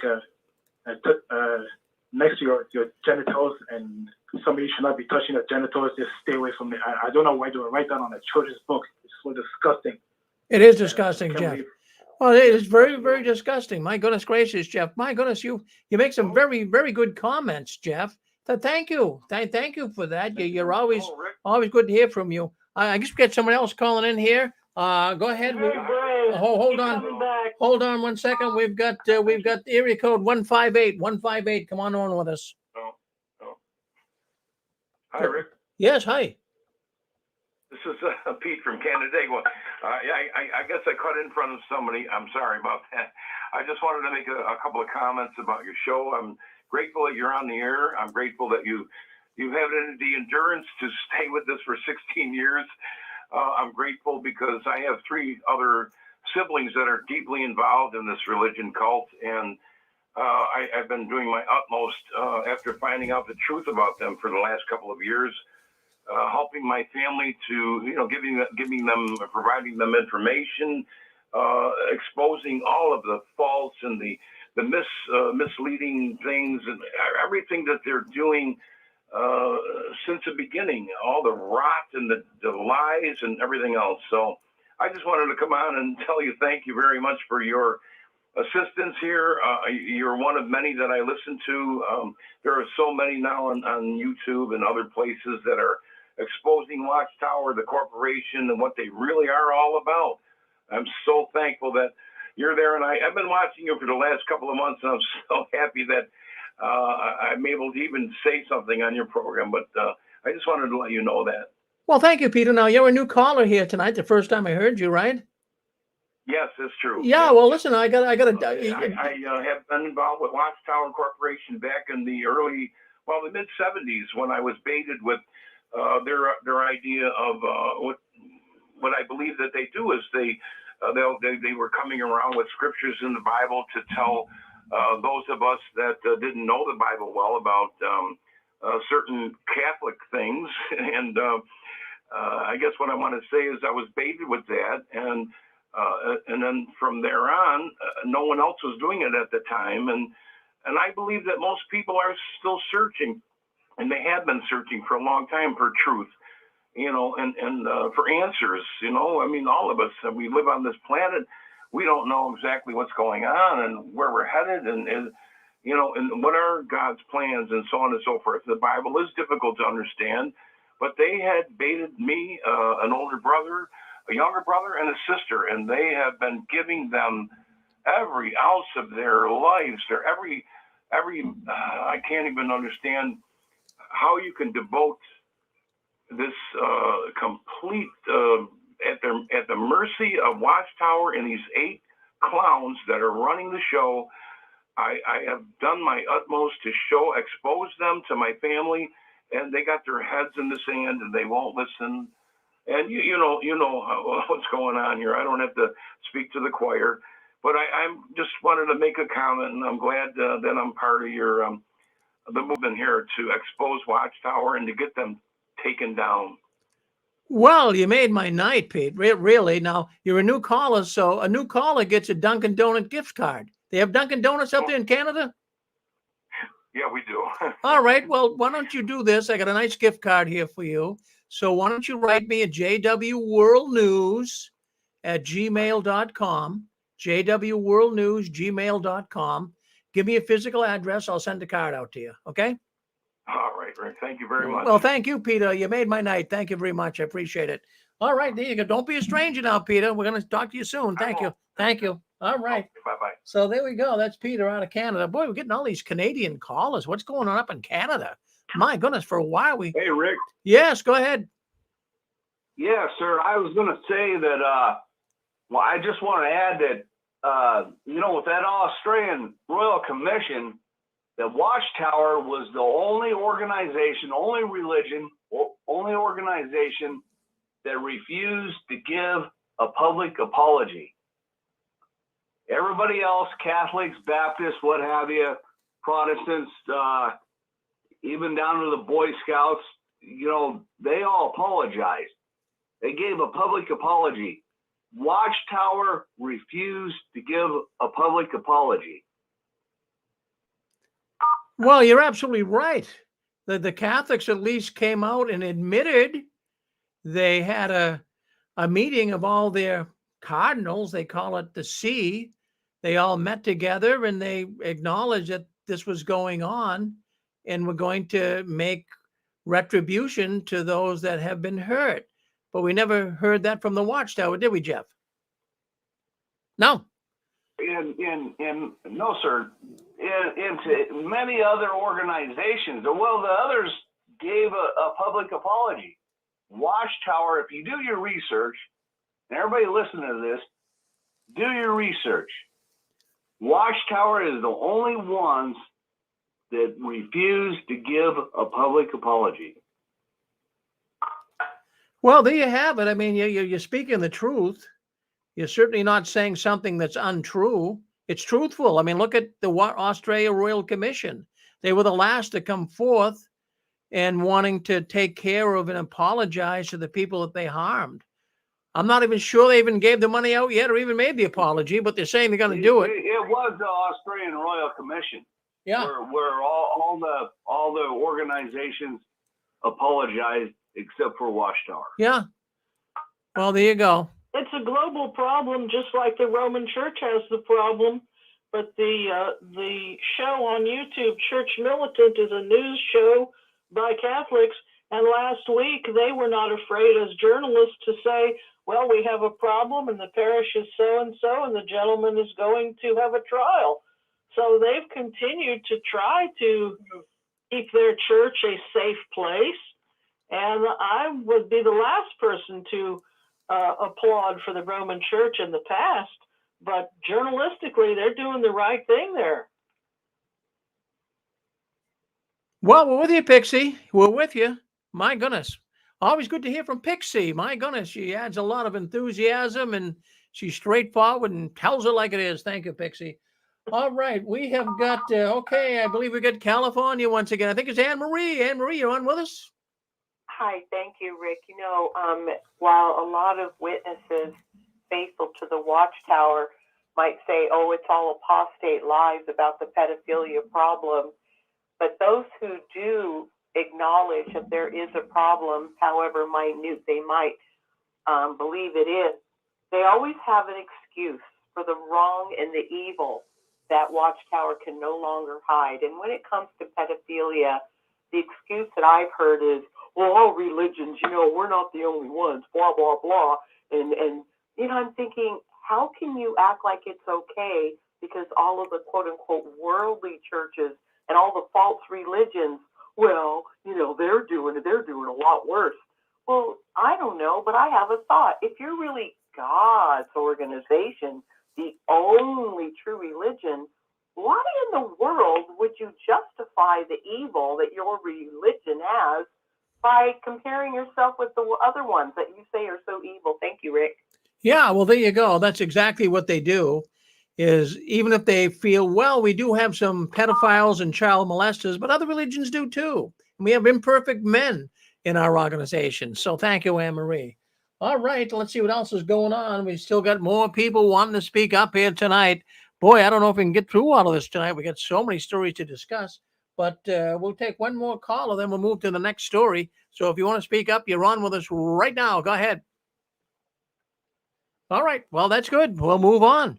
We have got, well, friends, I don't know. The biggest news story, I saved this for right now. You know, I wanted as many people in here as can be.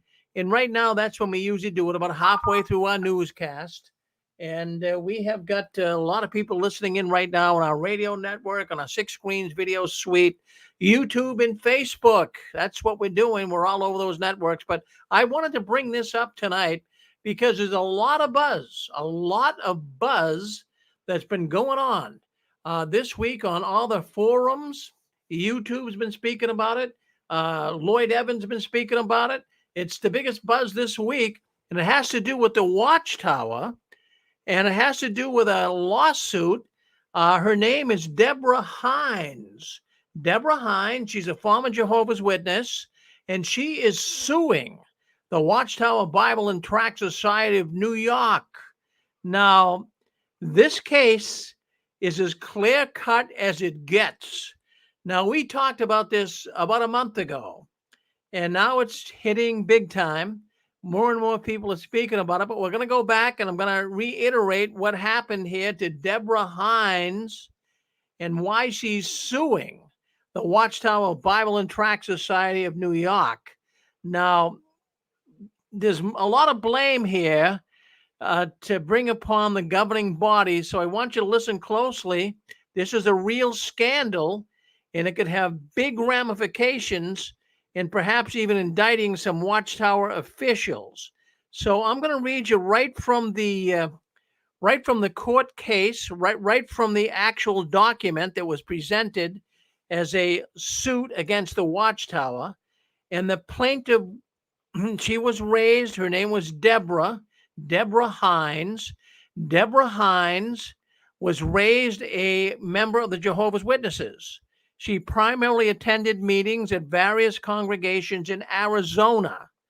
And Deborah became a pioneer in 1987 and 1988, right around there. Now, let me just tell you what's going on with Deborah and why she's so upset. She's no longer one of Jehovah's Witnesses, but she is suing the Watchtower.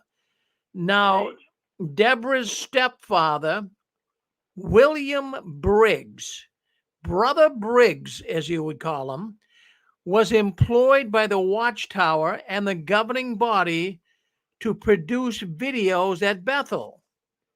Due to his position, Deborah and her family split their time between Arizona and New York. So get the picture here, okay? So Deborah is a young girl here.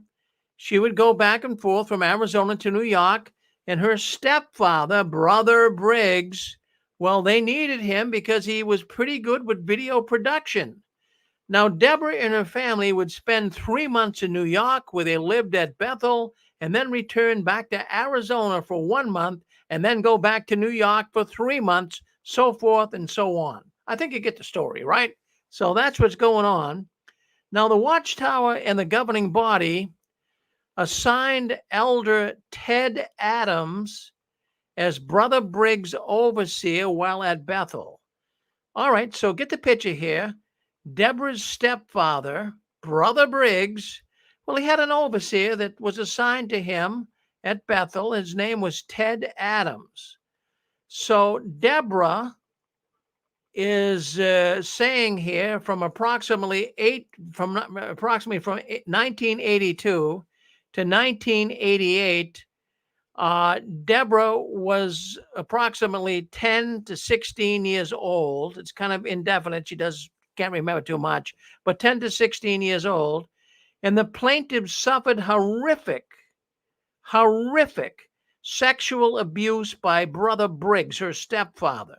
The sexual abuse occurred 3 to 5 times per week and included, but was not limited to, sodomy, rape, forced, friends, if you have children, put them in the other room, forced oral copulation, and Briggs urinating in plaintiff's mouth. Can you believe that?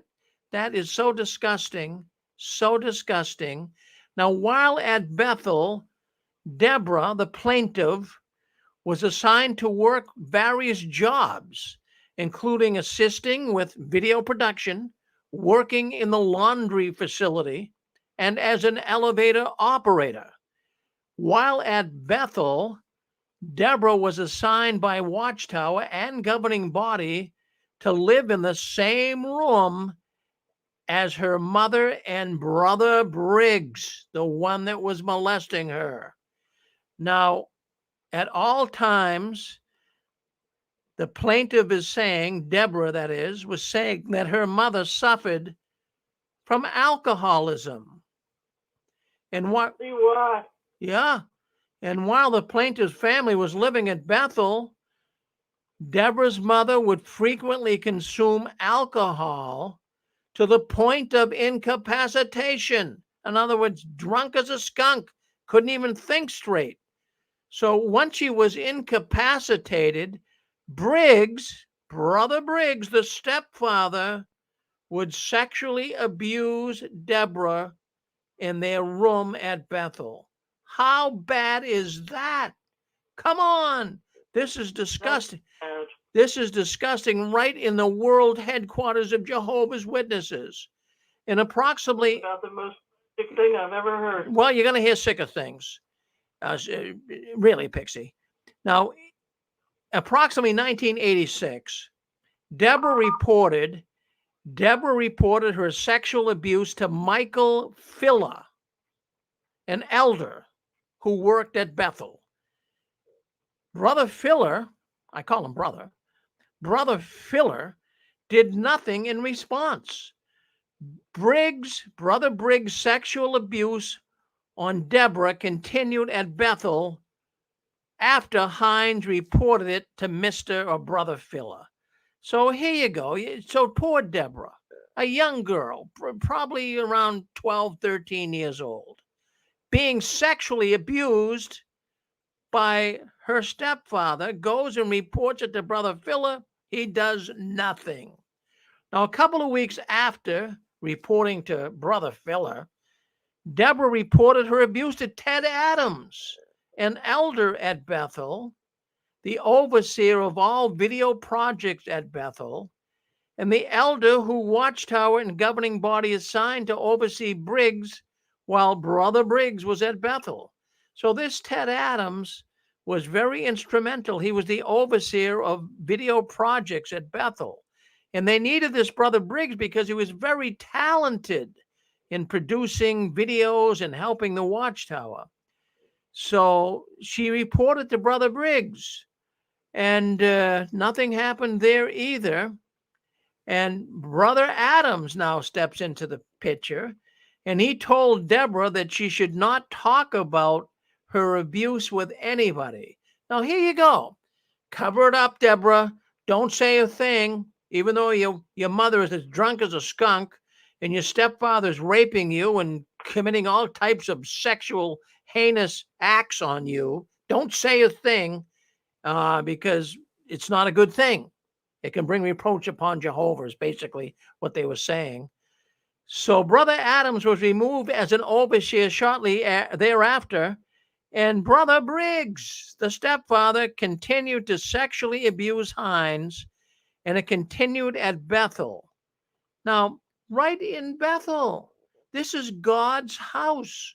This is where Jehovah lives. Can you imagine this? Now, Deborah kept going to different elders, all these different elders we just named, and now she went to Brother Underwood. Now, this is all in the court charges. This is all in the summary that Deborah sent to the court, and they're reviewing it right now. So Brother Underwood, an elder at Bethel and an overseer of all the international construction in Bethel, Mr. Underwood, Brother Underwood did nothing in response. Brother Briggs, the stepfather, sexual abuse of Hines continued at Bethel after it was reported to Brother Underwood. So we got 4 different elders that she went and reported that she was being sexually molested right there at the world headquarters. Now, here's where it gets very fascinating. This is where the tide can turn. This is where big implications can come upon the Watchtower. Plaintiff, Deborah, then reported to Jack Barr. Now, listen closely. Reported to Jack Barr, an elder, and not just an elder, but a member of the governing body at the time. Brother Barr told Deborah that he would rely on her. Brother Barr said that he told Deborah that he would relay her report to the governing body, the entire governing body. So Deborah goes to a governing body member. Hey, Brother Barr, I am being molested. I am being sodomized. I am being taken advantage of. My mother's drunk. Nobody's paying attention. And the same time this is happening, can you help me, Brother Barr? So he says, don't worry, Deborah, don't worry. I'm going to report this to the governing body. It gets worse. It gets worse. Brother Briggs, the stepfather, continues to sexually abuse Hines even after it's been reported to Brother Barr, governing body member. About a week after her report to Brother Barr, the governing body member, Brother Barr informed Deborah that the governing body had taken care of it, that she should feel privileged for having the experiences that she had. Oh, experiences coming to Bethel and working in the video department, all of that. Can you imagine that? Can you imagine that? You see, Brother Briggs, the stepfather that was abusing Deborah, in the eyes of the Watchtower, he was too important to be disciplined because of his role in creating videos at Bethel, that they could do nothing about her abuse because Briggs had only admitted to digitally penetrating and not raping her. Can you imagine that? So they're cutting a child molester loose. He said, well, I wasn't really, having intercourse. I was only digitally, playing with her. I hate to talk like this. I normally wouldn't, but I want to bring this up. This is disgusting. So he said that he was not raping her per se. He was only digitally playing with her. Boy, oh boy, talk about abuse. So anyways, Deborah was told if she continued to talk about her abuse with her stepfather, she would be stripped of her privileges as a pioneer. See, that's what the Watchtower does. That's what creepy, satanic organizations do. So following her report to Brother Barr, who was a governing body member, Deborah was removed from her mother and father's room at Bethel. So they finally did take Deborah out of there. And the plaintiff was told that Brother Briggs would not be told why she was being removed from the room. They couldn't, they're hearing so much. Poor Deborah kept saying, look, this is happening, this is happening. So they took Deborah out of the room, put her somewhere else, and they told Deborah that they wouldn't tell her stepfather the reason why she was being removed. But upon information and belief, Briggs was told the plaintiff was removed from his room, that is, Deborah was removed from his room due to her accusations that he was sexually abusing her. So he did get the point. They took her out of the room because she was being sexually abused. Briggs, stepfather here, sexual abuse of Deborah continued while they returned to Arizona. And based on information and belief, while in Arizona, Briggs escalated his behavior, including more abusing of Deborah in retaliation, not only just, I guess, sexual abuse, but also physical abuse. And he was mad at her because she reported him to the Watchtower. So in and around, this is where it gets interesting. In and around 1987, we have Deborah reporting her ongoing sexual abuse to Brother Loesch. Now, this gets a little bit hairy here. Let's just slow down because she might have this a little mixed up. I'm not sure. But she says that Loesch responded and he would handle the situation.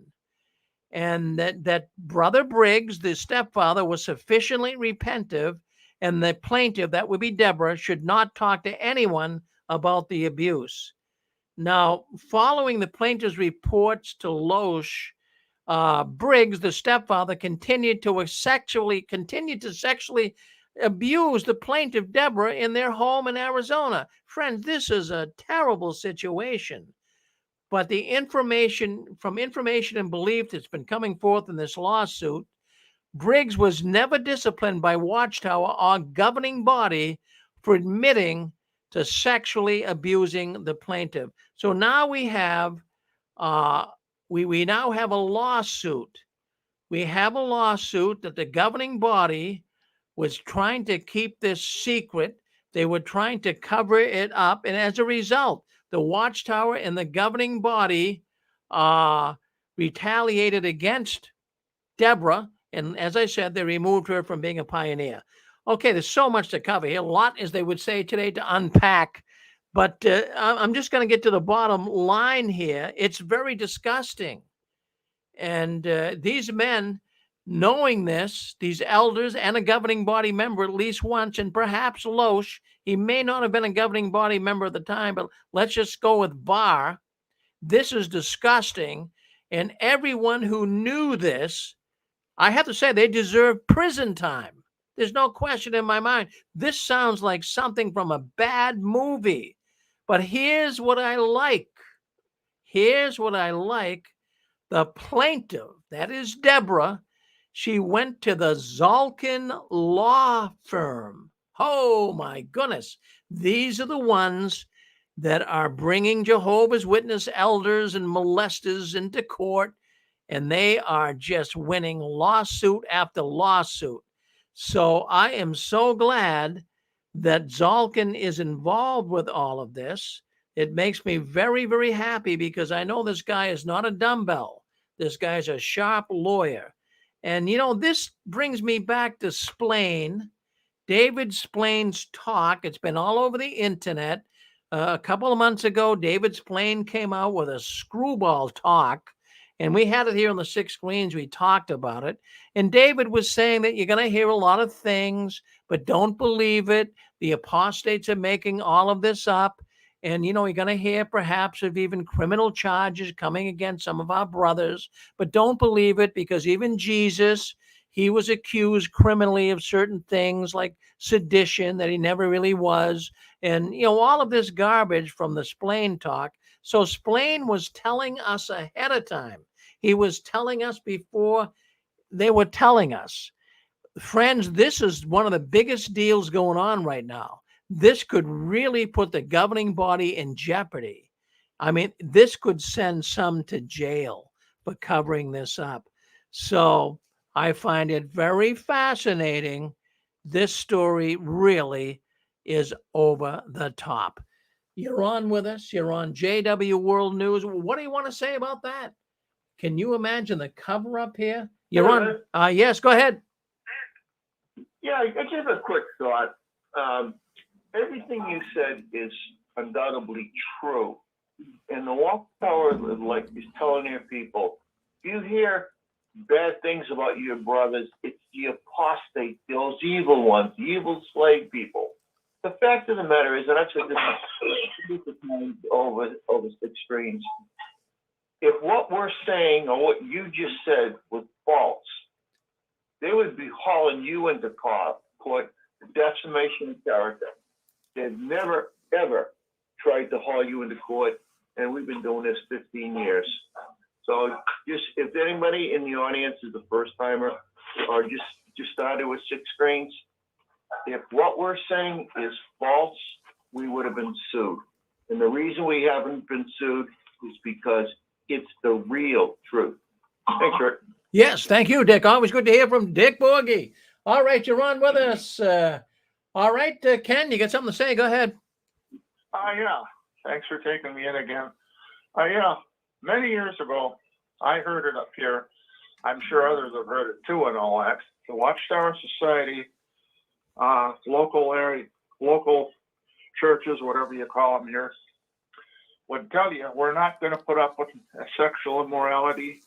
We're not going to put up with divorce. We're not going to put up with all of that because we have a squeaky clean organization, according to them and so forth. Now, I got a quick experience. I had an experience one time of a guy who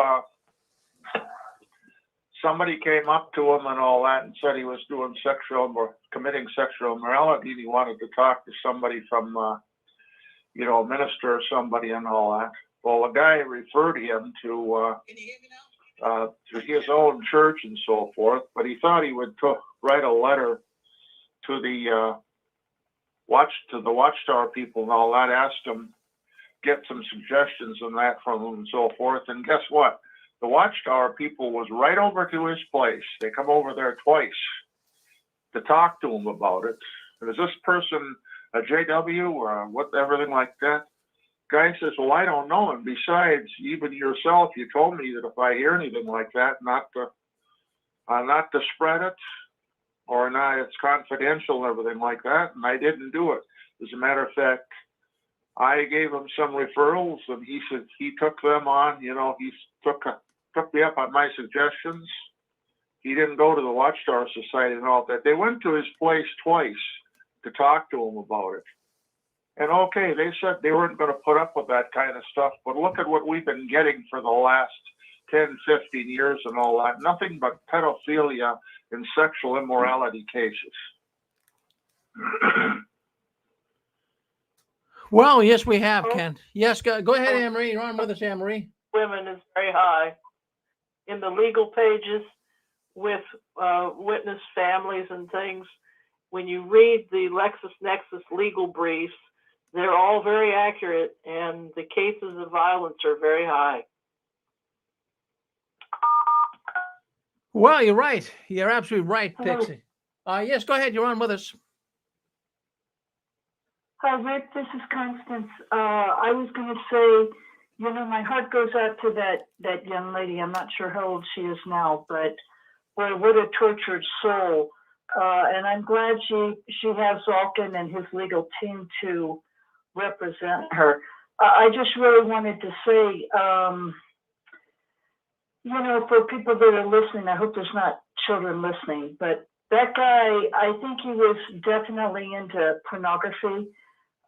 You know, when you start urinating into a victim's mouth, that's known as golden showers.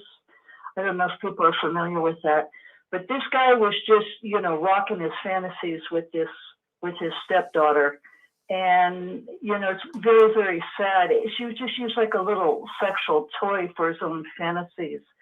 And what I wanted to say is, you know, when it got up to Barr, who was a GB, you know, it just says a lot about all the governing body members, just in general, because when you know there's a crime and you don't do anything about it, you're an accessory to it. So, and Watchtower's been involved in this bull crap since the 1940s. So I just wanted to say one other thing, Rick. As far as her mother was concerned, okay, her mother was checked out. I mean, she was totally checked out being a raging alcoholic. And there's probably a couple of reasons for it. Number one, she knew what her husband was doing to her daughter, okay, because it was her biological daughter. And the other thing I wanted to say is this is exactly what happened with Joyce Meyer, the minister. It was her father, her biological father, who was raping her for about 10 years. And Joyce Meyer's mother totally checked out. And there were a couple of reasons. It was because she didn't want the publicity, you know, and look at the same thing with this young girl's, you know, mother and father. And yet the other point is that the wife, she needed a meal ticket. So she didn't want all the shame, like, oh my God, everybody knows about, you know, the Briggs family and my husband's a pedophile. And number two, where was she going to go? I'm not justifying, I'm just explaining it. And so that's what happened with Joyce Meyer's mother. And even Joyce Meyer said her mom ended up having a nervous breakdown because of so much guilt. So, you know, I don't have a lot of respect for this woman's mom at all. And I really, it sounds like she's going to have a wonderful case. And, you know, honey, I really hope she gets a nice large settlement. And I hope Briggs is put behind bars for a long time. And I'm telling you, I hope Bubba takes really good care of him when he's in prison. So thank you, Rick. Well, there you go. I'm with you. Great comments, Constance. Thank you very much. Good. Golly, that was good. It's terrible. It's terrible what the Watchtower is getting away with. We do have some others coming on. Go ahead. Come on. You're on with us. Rick? Yes. Hi. Thank you for giving me a time. I have to say, one, it's an indication of just how sick and twisted, especially sexually twisted, the organization is for a pedophile that brat. And that's the reason to feel so comfortable to be molesting his stepdaughter right there in the house of God. And his poor wife, I do have sympathy for her, because in the Watchtower, women have no rights. If a woman speaks up about abuse, whether it's her or her child, keep quiet, shut up, be a better wife. And she's trying to cope the best she can, so she's checking out. He, the father, the molester, is entirely guilty for what he has caused. And this poor girl not getting any help from the brothers is also indicative of just how twisted they are when it comes to morality and sexual deviation, because her example is just exemplifying the pattern that has been going on forever, as ex-Watchtowerite Barbara Anderson brought out, where the poor victim is threatened. Don't talk about it or else. Keep it quiet or else. Nobody's threatening the perpetrator.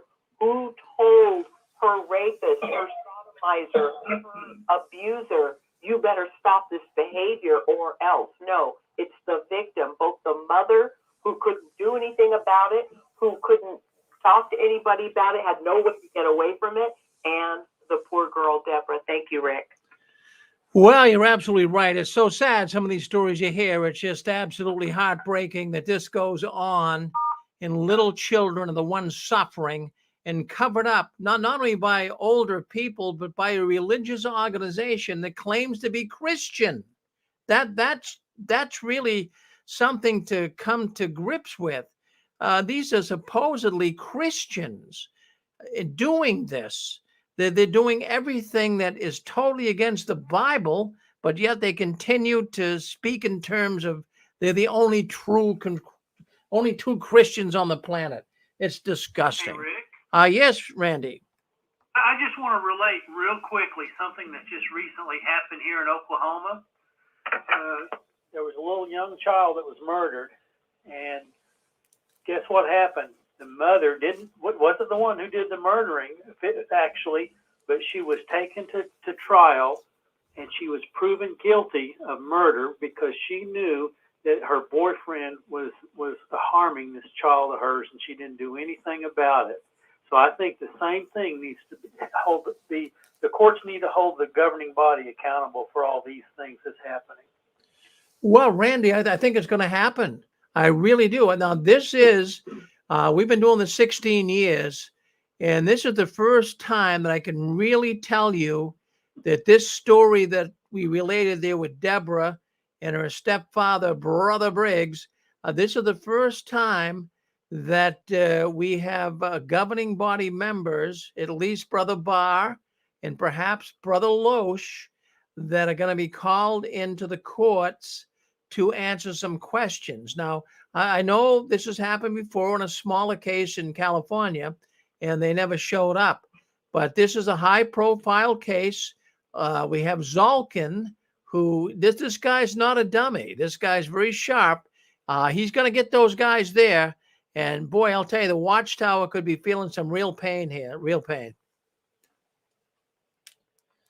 Okay, thank you, Randy. Well, boy, I'll tell you what, we got so many stories. I'm just going to put a call out there for Reese.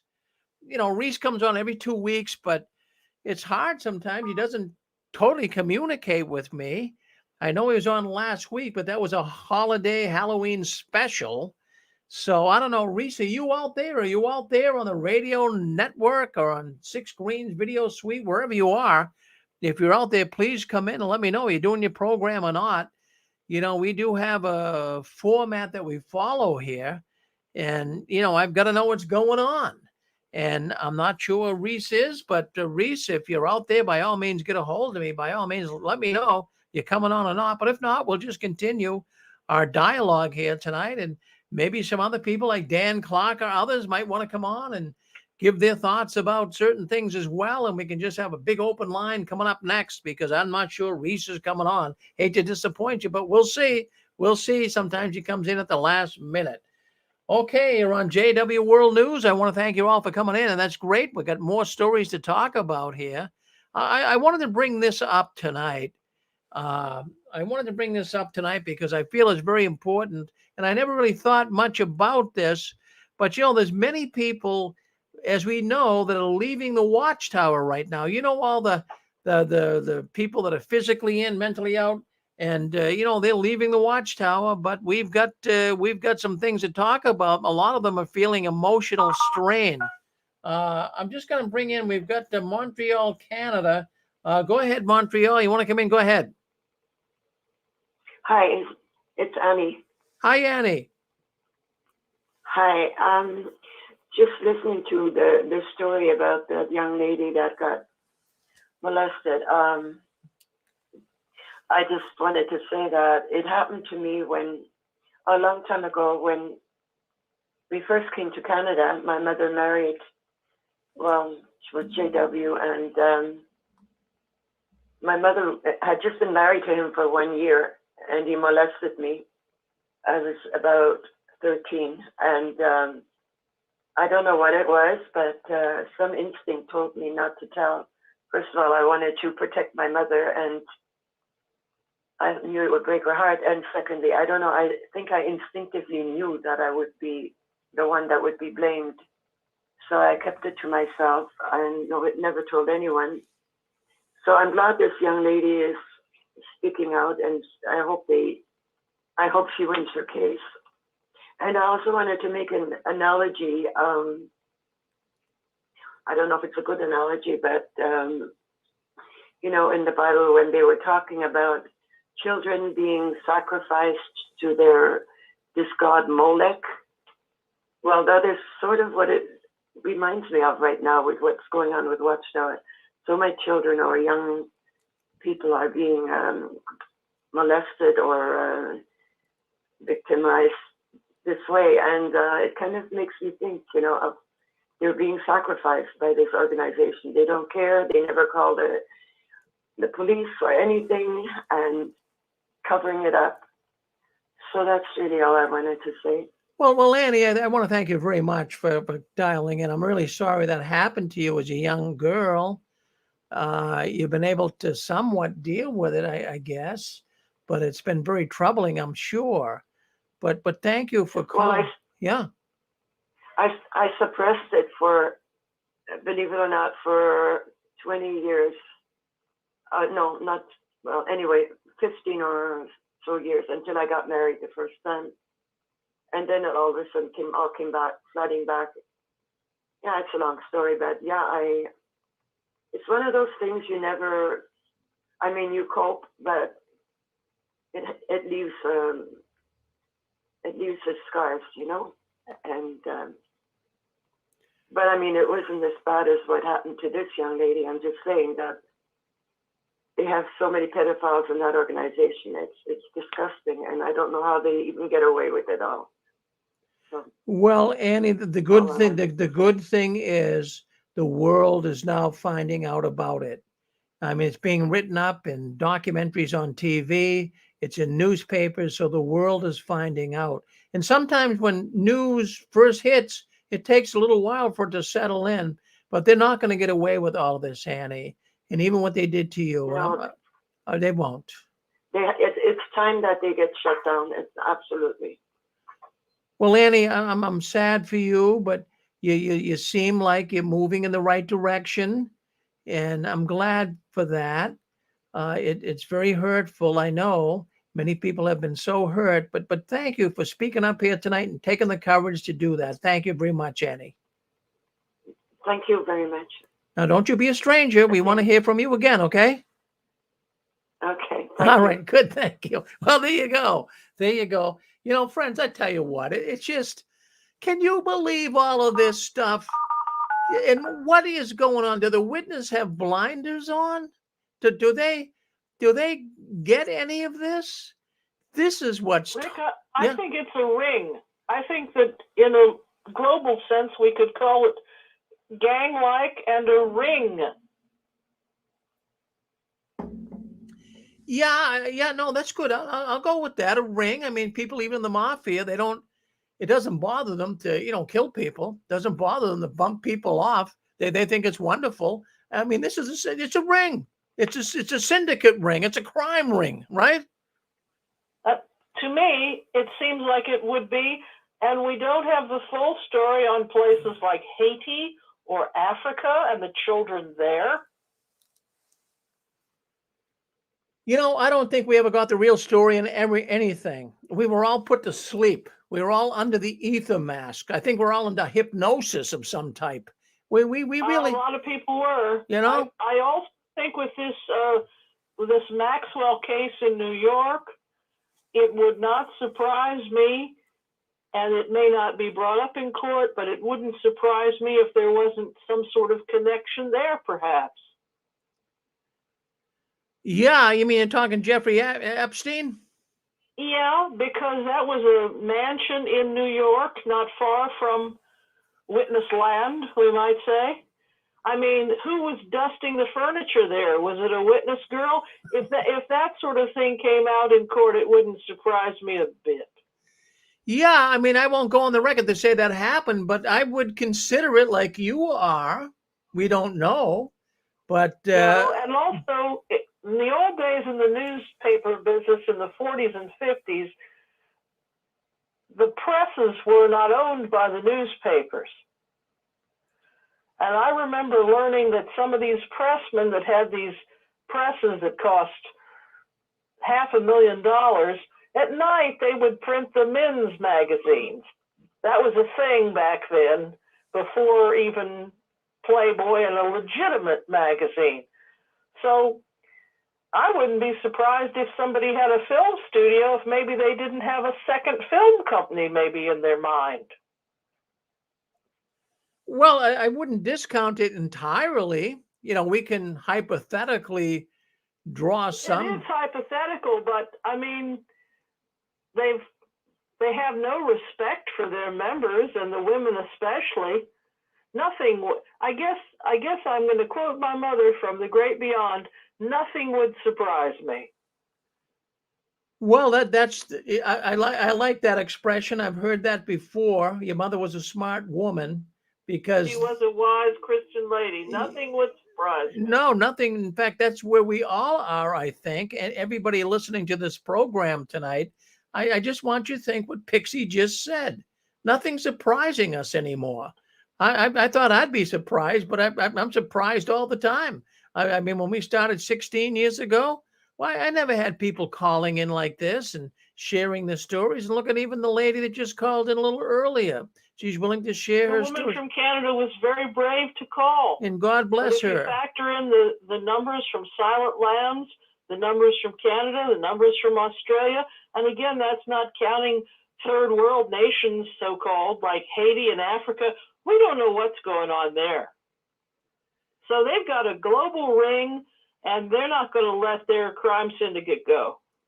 Well, I have to tell you, in fact, I think you don't probably remember Johnny the Bethelite, but many people, Johnny had his own radio program here on the 6 Screens. 2 years ago, he just suddenly disappeared. But he was an active Bethelite. He had a program here on the 6 Screens called Jehovah's Underground. A lot of people dismissed him as being truthful, but I know he was the real deal. I dealt with him even off the radio program, and he was an actual Bethelite that was calling into the 6 Screens, and he was the first. You know, today we have a lot of these YouTubers that say, well, we got Bethelites giving us information, and they don't give names or anything. But we gave this guy, his name was Johnny, and he called in and he worked for the Watchtower in the high tech department. And Johnny's job was to monitor websites. They have a number of brothers at Watchtower that monitor anti-witness websites. And Johnny was given the 6 Screens of the Watchtower on our conference calls, as well as Facebook. And other brothers are given different websites to monitor that are exposing the Watchtower. And because of Johnny listening into our program, he became an apostate. But he had to keep it very, very secret. But he was on for 10 years, given his program. And many people would say, I don't know if Johnny's real or not, but he was the real deal, trust me. But anyways, his last program, which would have been 2 years ago in January, he spoke about the governing body being involved in child pornography and being involved in just what you're talking about here. And he didn't mention Epstein, but he was saying that the governing body was involved in pretty gross activity and that the government was stepping in and checking it out. And then that was it. That's the last we heard of Johnny. He disappeared off the map. So you can take and do what you want with it. But, it was very, very after knowing this guy for 10 years, and then that's it, done. I don't know what happened to Johnny. I can only think, but who knows, right? I mean, you know what happens when people start spilling the beans big time, but we miss Johnny. Yes. I would say a Kingdom Hall is a perfect place for a pedophile to hide. Well, why would you say that, Jeff? I mean, why would you say that? So much cover up. They cover everything up. They don't report nothing to the authorities. Right. So that is a perfect place to hide. And that's why child molesters and men, and then even some women, not all molesters are men, but most of them are. But that's why they join religious organizations and they get into the church, they get into the kingdom halls, and people trust them. And, oh, he's our brother and he loves God and he'd never do anything. Oh, no. No, Watchtower has proven to be an exception on that, Rick. As to where I think other religions, they do report or they will report, Watchtower doesn't want to report. It has proven that in the courts and in the papers and on the news. Well, I'm with you, Jeff. I mean, we're together with this. We're all on the same train. And boy, I'll tell you, but I'm telling you, the thing that really gets me thinking is really, why can't the witnesses see this? This keeps me awake at night. It really does. Why can't the witnesses see all of this? And I pray There's so many of them being held hostage, Rick. They're afraid of losing their families. They're afraid of losing their friends. They're PMOs, mentally out, physically in, and that's the whole ordeal with a lot of them right now. They're afraid they're going to lose everybody within their life if they leave. That's why they don't want to look at it. They're seeing it, but they don't want to believe it. Well, that's the most disturbing thing to me. In fact, I'm serious. I'll wake up in the middle of the night and I'll say, what is the glue? What is mesmerizing? What is distorting the mind, the brain of a Jehovah's Witness? Why can't they see through all of this? It's obvious. It's clearly because they've obvious. got these men doing something called dispensing. What do they call it? Dispensing their salvation to the people. The people don't realize they can read the Bible for themselves. The people don't realize they could have any religion they want by themselves. And they've given their power away to people that are dispensing an eternity to them. And they've never met these men. They've never had lunch with them. Well, it's real deep. They use every mind trick in the book. It's New York. That's where Madison Avenue is. Well, it is. We're all being deceived, Pixie. We're all being deceived. And obviously the witnesses, I just wish there was a real answer to it. I mean, that's partially it, I'm sure. I'm not going to discount that. But if there was some answer, is it hypnosis? Is it because of God being involved that these people are just mesmerized? Advertising. They advertise the kingdom. They use every printing trick. They use every subliminal trick. They use vocal trick. They use music. They use a room with no windows, which you'll find if you read about these things. And they've used the gangsta trick again of saying, well, if you do this, you don't get your family. Yeah, that's what they do. They've used every trick in the book, and it just makes me mad. Well, you hang on here. We got North Carolina wants to come in. North Carolina. What do you have to say? You're on with us. Hi, Rick. It's Sharon. Last night I had the privilege of meeting my grandson's girlfriend, and he is not a JW. He was raised as a JW because, I was in for 53 years. So my son was in and his wife was in. But when I woke up, I started waking up my grandchildren. Now, this one that brought his girlfriend over last night, she was very surprised at everything that he was telling her about the witnesses that I confirmed to her. She had no idea of the pedophilia. She had no idea of the black mass. She had no idea of the occult connections, because she said she thought they were just nice people. And I said, yeah, that's the illusion they give off. I said, they're always smiling. They're always coming to your door with, new clothes, or they look nice. I said, that's such an illusion. And those on the outside never see what really is going on. And until you wake up and leave, that's when you finally see exactly what they are. She was extremely surprised. When I, asked her about Lee Remini, that show that she did, she said, yeah, she watched it, here and there, but she really didn't want to take it at face value because Lee Remini was upset with the Scientology. So she thought that's what it was all about, people being disgruntled. And I told her, no, that's not what it is. I said, what the Watchtower does is they have a preemptive strike against those who are going to leave, because they know that when somebody leaves, the first thing they want to do is wake up their family and their loved ones. So they push the shunning thing. And until you wake up and you're being shunned, you don't realize the power of that preemptive strike against you. She was totally flabbergasted. She could not believe that everything my grandson said to her was true about the witnesses. She just could not believe it. And she said to me, well, thank you for confirming it. I thought he was making a lot of that stuff up. I said, no, he wasn't making any of it up. So she was surprised. And this is somebody who just knew JWs in passing, she said. She never really knew them.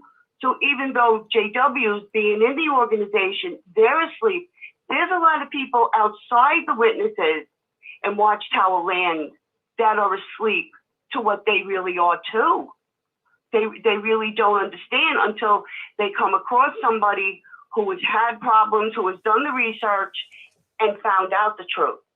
And that's where I left her last night. And she was like, well, thank you, because now I'm going to warn my family to not have. I said, no, be friendly with them.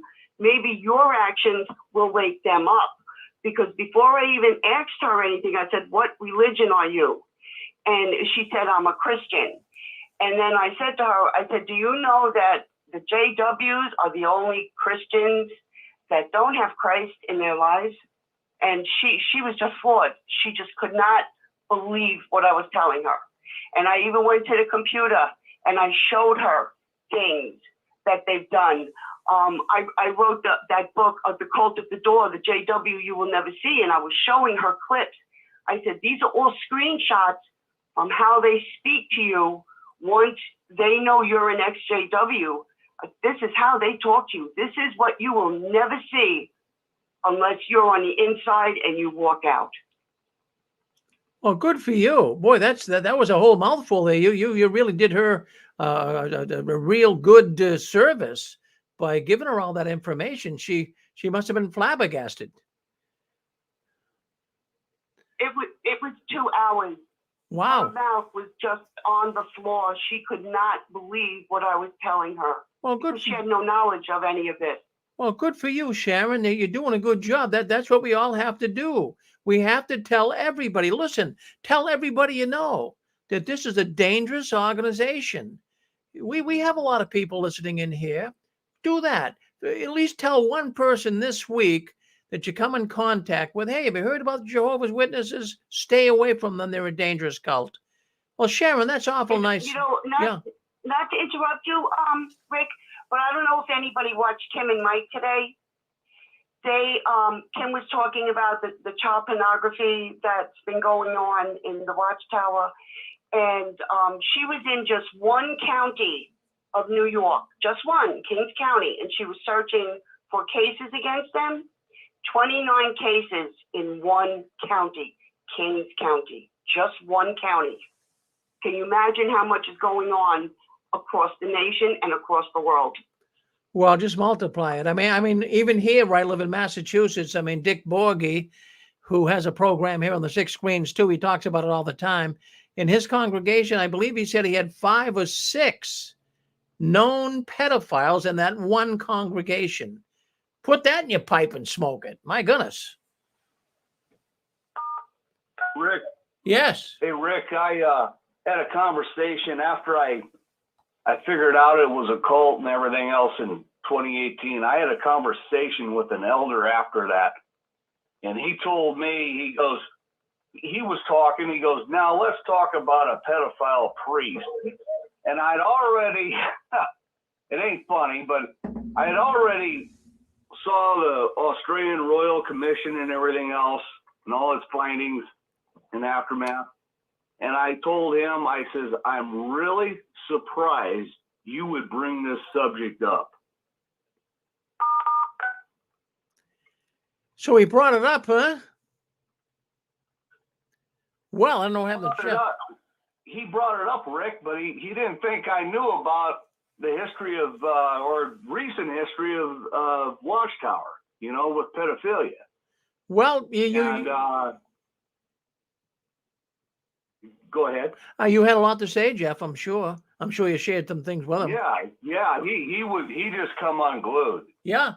You know, he goes, well, that ain't happening here. And I says, yeah, well, that's what you're telling me. Yeah. I said, just Google the Australian Royal Commission. I says, do your research. He says, I do my research. Oh, yeah. You know, I says, no, you do your research on your cult, your organization. Well, that's what they, I mean, really, that's all they have to do. It's only a mouse click away, right? Rick, yes, it is. And that's what they're doing, is they're scaring people, or they're telling them not to do research, and people are not doing it. Obviously, some of them aren't. And, they're not seeing what's online. It's just like, like going to a Chevy dealership and, they're going to tell you not to go look at a Ford or go look at a Dodge, Stay here. We got the best car. We got the best car. No, they're going to tell you. Same thing. Thank you, Jeff. Exactly. Yeah. Different. Oh, always good to hear from you. Get some that's a good illustration. Thank you. Okay. Looks like we've got, we've got. Yeah, Mr. Farron? Yes, go ahead, Ken. I appreciate the comments the people brought up so far. I was listening to them all with interest. We're talking about pedophiles and everything like that. Okay, for every case that we hear, there's probably multiple cases we don't hear about. And regarding any kind of criminal or pedophile, especially, or I don't care what it is, rapist, what kind it is, that's what they're caught for, and they're serving time for. But they probably have done other crimes that they haven't been caught for, and all that. And it's the same thing with pedophilia right now, even amongst the Watchtower people. It's the people that are going to jail right now, that has just been what they're convicted for. But there's probably other cases we never hear about. And they mentioned earlier about child porn and everything like that. Oh yeah, most of those molesters have been getting into pornography, are into pornography or child porn or whatnot. They get DVDs or videos, or they get it off the internet, or I don't know wherever they can get it from, and so forth. It's the same thing with the members that have left and everything like that. We only hear of we only hear of a fraction of them. There's many more we're not going to even hear from. So that's what's going on in the Watchtower world. That's what's worse than a lot of people think. Well, like cockroaches. You see one cockroach, Yeah. don't think you only have one. There's more. There's more somewhere. Yeah. It's the same thing with the pedophiles. Well, thank you, Ken. All right, you're on with us. Go Yeah, you're ahead. welcome. You're next, California. Yes. Hi, Rick. Here we go, Constance. Can you hear Yes. me okay? Yes. Thank you, dear. I will have people sending me some things in the meantime. I was going to say, I had a wonderful opportunity to meet Candace Conti and her mom just a couple of weeks ago, and the mom really opened up. And I had to make a promise to the mom that I would not share what I do know on the show. So that's really important. But I just wanted to say that I think for the majority of people that are listening that are ex-JWs, I think if you really knew what this organization was about, if you could really just pull the curtain back, like Rick always said, I think it would totally blow your socks off. Because this organization, I can say this part, I can say it in generalities, this organization is not anything of what we thought it was. When it comes to the court of law, they're just, these are my words, they're out for blood. It's all about winning the case no matter what. So if there's a case with regards to pedophilia, Watchtower doesn't care. It's not an issue of moral. It's not an issue of morals. It's an issue of making sure that Watchtower wins the case so that the plaintiff, I guess is the term, loses and Watchtower wins. And that's it. That's the bottom line with all this. So forget the crime, forget the horrendous pain and suffering the person went through, forget, all the tragedy and everything. It's not about that. It's all about the almighty dollar. So I think for anybody who's listening,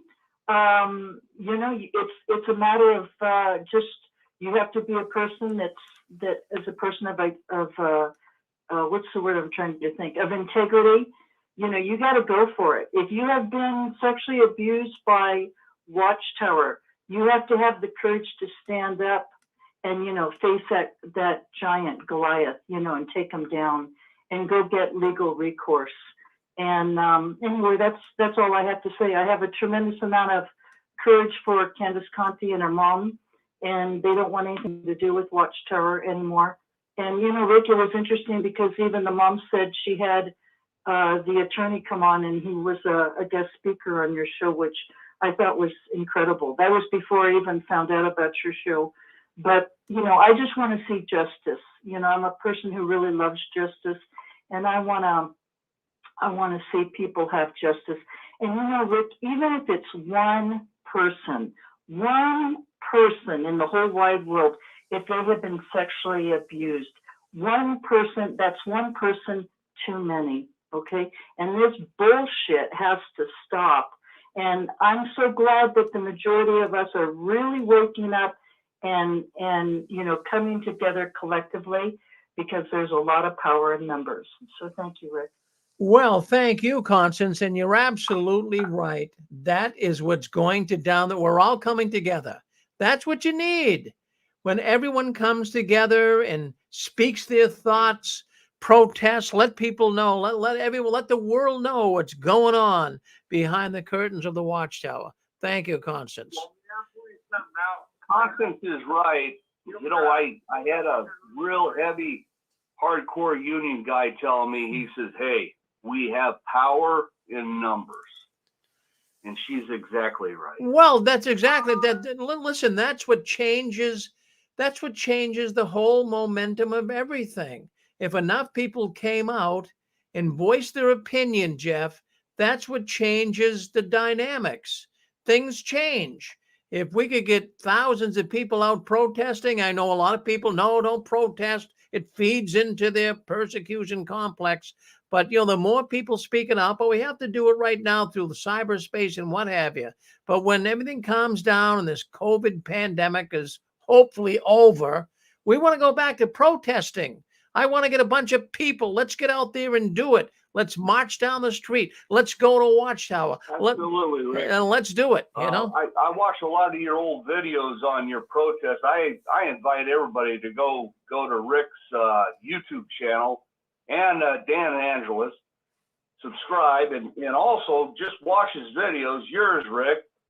Also, you know, you did some awesome work 10, 12 years ago, man. I've been watching them readily, and they're great, man. So. Well, thank you. Thank you. I mean, we are protesters. A lot of people don't agree with it, but I think that could be the answer. That's the magic bullet. There are other YouTubers and other anti-witnesses, but, you know, I'm not going to pick on them, but they don't think protesting works. But that's what changes everything. It changes governments. It changes the big institutions of the world when enough people come out and protest. Thank you, Jeff. It's a constitutional right to protest. Yes. You have that right to do that. I mean, I don't think people should go into a Kingdom Hall and disrupt the meeting. I don't really think that's quite right, but outside, you got a right to protest. Absolutely. Absolutely. I'm with you, Jeff. You're a good man. Don't you ever change. Just keep staying, Jeff. Oh, my goodness gracious. You're doing good. All right, let's go. Yeah, Mr. Fern. Let's hold on here. And, Ken, we got so many people. Let's give them a chance. All right, let's go. We've got, it looks like we got Kansas coming in. Go ahead, Kansas. You're on with us. All right. No Kansas? Well, I wanted to retract, Rick, on you're shaking the head, wondering why haven't people figured this out? And like my mother, who's been there for 60 years, people like her, my best friend's mother's been there for 60 plus years. They're vested in it. They don't have any other place to look at, you know, in their life. And they don't want to say, you know what, I'm wrong. Well, you know what they call that?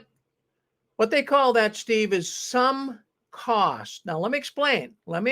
Some cost. If you are a business and you keep putting money into something and say, no, I'm going to keep spending it because eventually it's going to work. Eventually it's going to work, and you spend millions of dollars and it doesn't. It's the same thing with a guy that buys lotto tickets.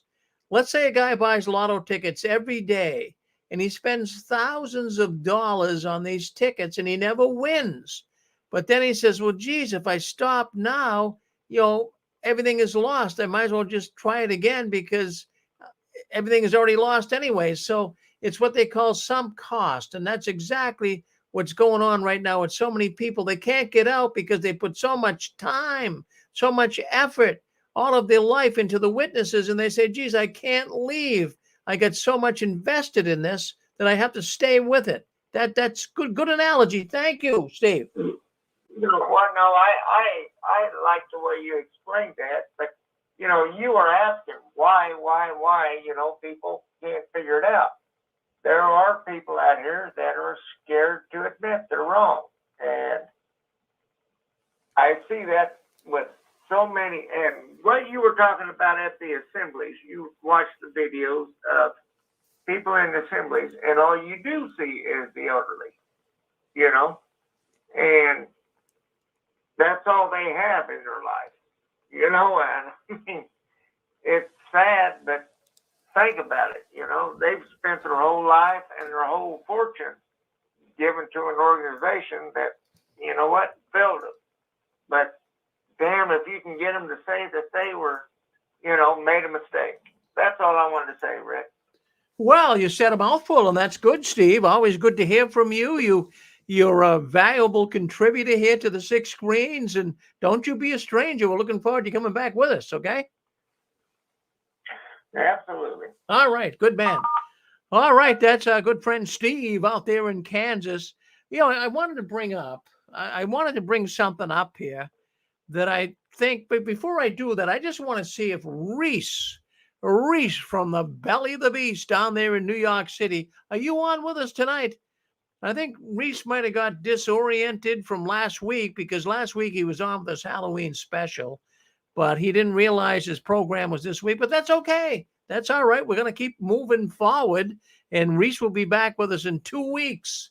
We would have liked to hear from him tonight, but sorry for that. Somehow something got mixed up, and he loves coming on the 6 screens, but he couldn't be with us tonight because I think he thought it was last week, but that's another story. Well, anyways, I wanted to bring this up. I wanted to bring this up because it touched me today when I was thinking about this. You know, there's many Jehovah's Witnesses right now, and they're leaving the Watchtower. You know, PMOs, physically in, mentally out. Many of them are leaving the Watchtower. They no longer want anything to do with it. But what we're learning is many of these PMOs, they're very emotional about leaving the Watchtower. They're having some real difficulty with all of this. Now, I want you to think. I just want you to stop and think for a second. When you were leaving the Watchtower, how did you feel about it? You know, it's kind of like it's like it's an emotional roller coaster, right? You have mixed emotions. That's how I felt. I didn't want to know the Watchtower was as bad as what I was seeing on the internet. I was thinking that, well, maybe, you know, people are embellishing or exaggerating. And I didn't really want to know the real truth about the Watchtower. But the more I researched, the more I saw the real truth. And I'm sure you guys are in the same boat, right? You were researching and you weren't happy. In fact, it's an emotional roller coaster. Do you know what you know what the example of mixed emotions would be? Mixed emotions is your mother-in-law driving over a cliff in your brand new Cadillac. So, but that's just a little joke, I'm sure, but it's very similar here. You're having mixed emotions about leaving the Watchtower. You don't want to think that what you're hearing is true. You know, all this stuff about the Australian Royal Commission, the shunning, the pedophilia, the people that are just suffering and hurting. You really can't believe all of that, but it's all true.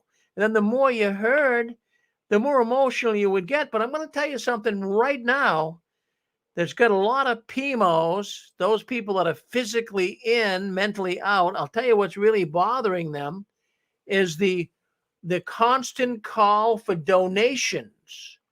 Many people right now are leaving the Watchtower because of in all the recent months, the Watchtower has been doing nothing.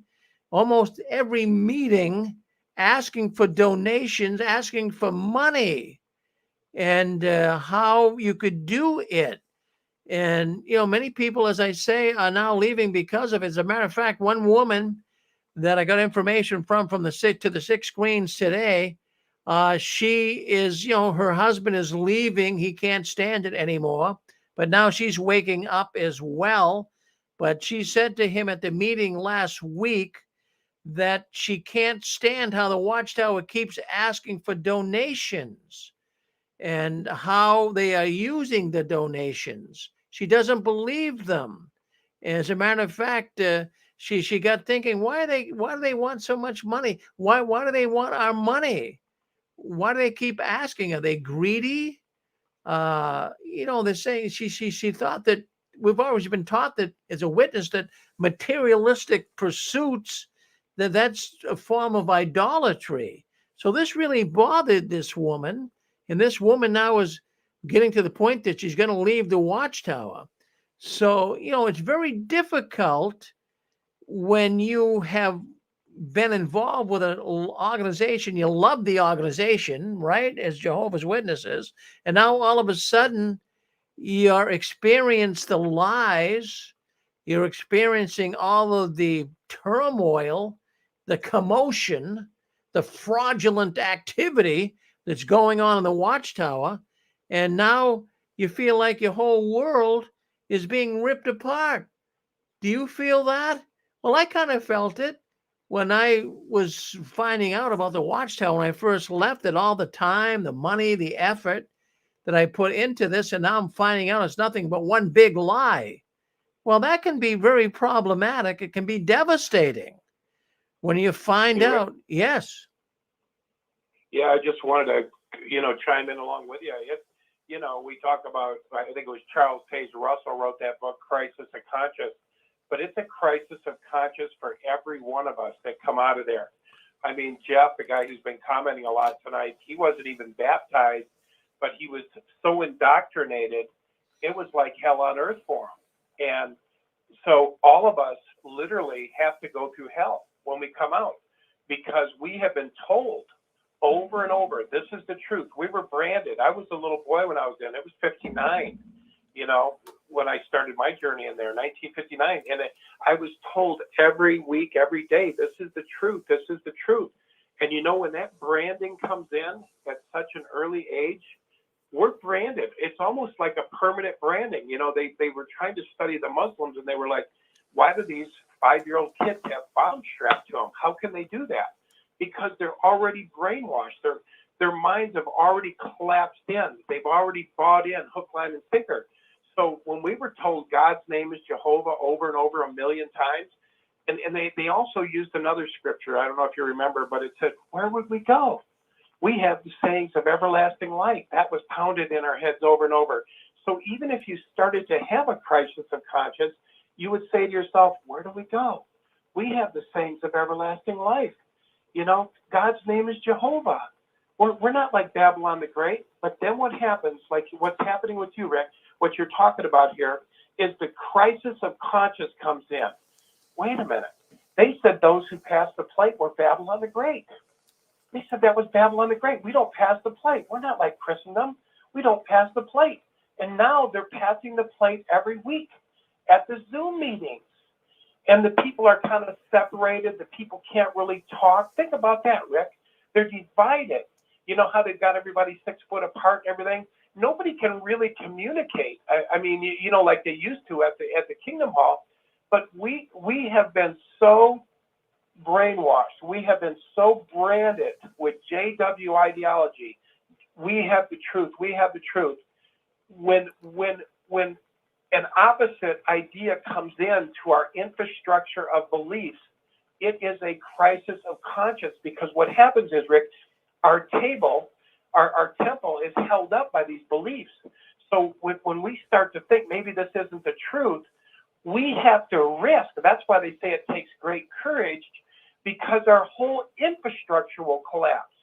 But here's the beautiful thing. You know, the halls are closing. You know, they're shut down. People are staying at home. They're thinking. They're getting a little bit of space so that they can hear a new idea. And there's all of us out there making noise. And we're not coming from our head, Rick. When we talk on here, we don't got papers and scripts we're reading off of. We're talking experientially. So when I'm talking, you're talking, Constant, Jeff, all these people out there are talking, Ken. We're talking from heart to heart. And here's the thing. The heart and the soul can hear the truth. The mind can be totally brainwashed, but that truth keeps speaking to the soul. It says, Jesus said, they'll hear my voice, the voice of truth. We will hear the voice of truth. And so what's happening is all of us out there that are making noise, like Jesus did. He went out there and he exposed the false prophets. He was called to expose the false prophets. They don't enter in. They fall into a hole. You don't enter in. Everybody ends up in the pit, right? And so that's what we're doing. We're all making noise. But the beautiful thing is we're speaking with integrity. We're speaking from the heart, which is different than speaking from the head. Manufactured crap that's indoctrinated is different than coming from the heart. So the people out there that hear us talk should be able to hear our heart. And it's penetrating. It's penetrating to the cutting and dividing of the soul. And may they all be set free. That's the hope, that someone has the courage to speak the truth. And that's why, Rick, you've been on this show for so long. That's why I've joined on, and all these people have joined on, and Anne-Marie, everybody's joined on, because we want to put our voices in there. We want people to hear the tonality of our heart, of our soul, crying for their release. And that's what we're doing. And you know what? People are coming out. People are hearing, because here's the thing, Rick. When it comes from soul to soul, heart to heart, that's the truth. And the Bible says the truth will set you free. So thank God we have a space. Thank God there's a radio. Thank God there's a microphone that we can all come on there and bring our heart to the space and talk the truth that sets people free. And that's what we're all doing, Rick. So thank you for your show. Thank you for the space we have on your show. Thank you for letting us all comment and pour ourselves out on your show, heal on your show, because it is healing. We're all healing, Rick. We're all being validated. And it's a wonderful thing. Thank you. And thanks, Susan, too. Well, you're very welcome. Thanks, everybody else. Oh, yeah. Well, that's good. Well, thank you very much, too, Dan. My goodness, you're a real contributor here. You love having your own program, and you help a lot of people, too. All of us together are doing a good job here. So that's good. But, people do. They feel truly devastated when they find out that part of their whole life in the Watchtower has been a lie. Or think about it. I mean, that is not an easy thing to take. Even myself, I was in the witnesses for 50 years of my life. And then I started finding about them being involved in United Nations, Johannes Grieber, and the child molestation. I'm saying, you got to be kidding me. All this time I spent 50 years of my life in this evil, lying, fraudulent organization. It can be truly devastating. It really, really can be. And more people are experiencing. Exactly, Rick. They alter your life. Yeah. They did mine. Yeah, they mess it up. And, then a lot of people, in fact, I see it on Reddit and some of the forums where ex-witnesses speak up. A lot of the witnesses now, I mean, you've been looking so forward to Paradise Earth, living in a beautiful paradise, plenty of food to eat. Everything is wonderful and great. And now all of a sudden, Paradise Earth has been pulled out of your line of reasoning. And now you're realizing that, my goodness gracious, this is all a bunch of pernicious propaganda. It was never true to begin with. It's unbelievable. The waking up out of the Watchtower can be a very bumpy journey. Lots of highs and lows. And, we're all trying to support each other here. There's a lot listening in here tonight that are just breaking loose. And they do have emotional issues over all of this.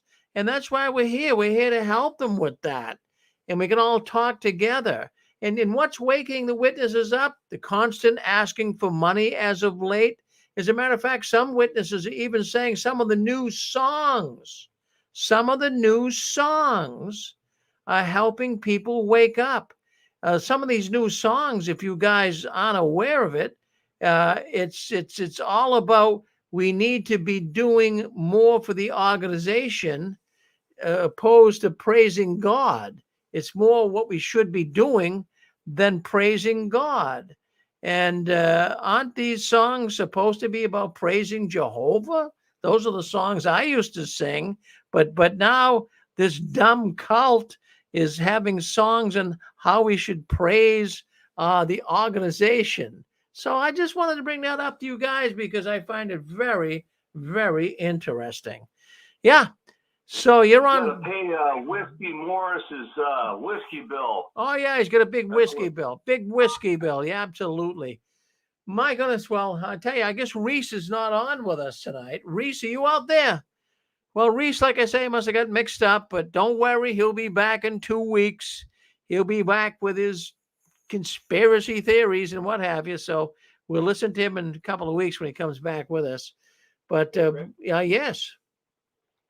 Can I share one more short? Yeah, in fact, I'll tell you what, Dan. In fact, if you'd like, I know it's kind of short notice, but where Reese isn't coming on, would you like to come on at say about 10:30, 11:15, and bring the program up to a Boss the Babes program?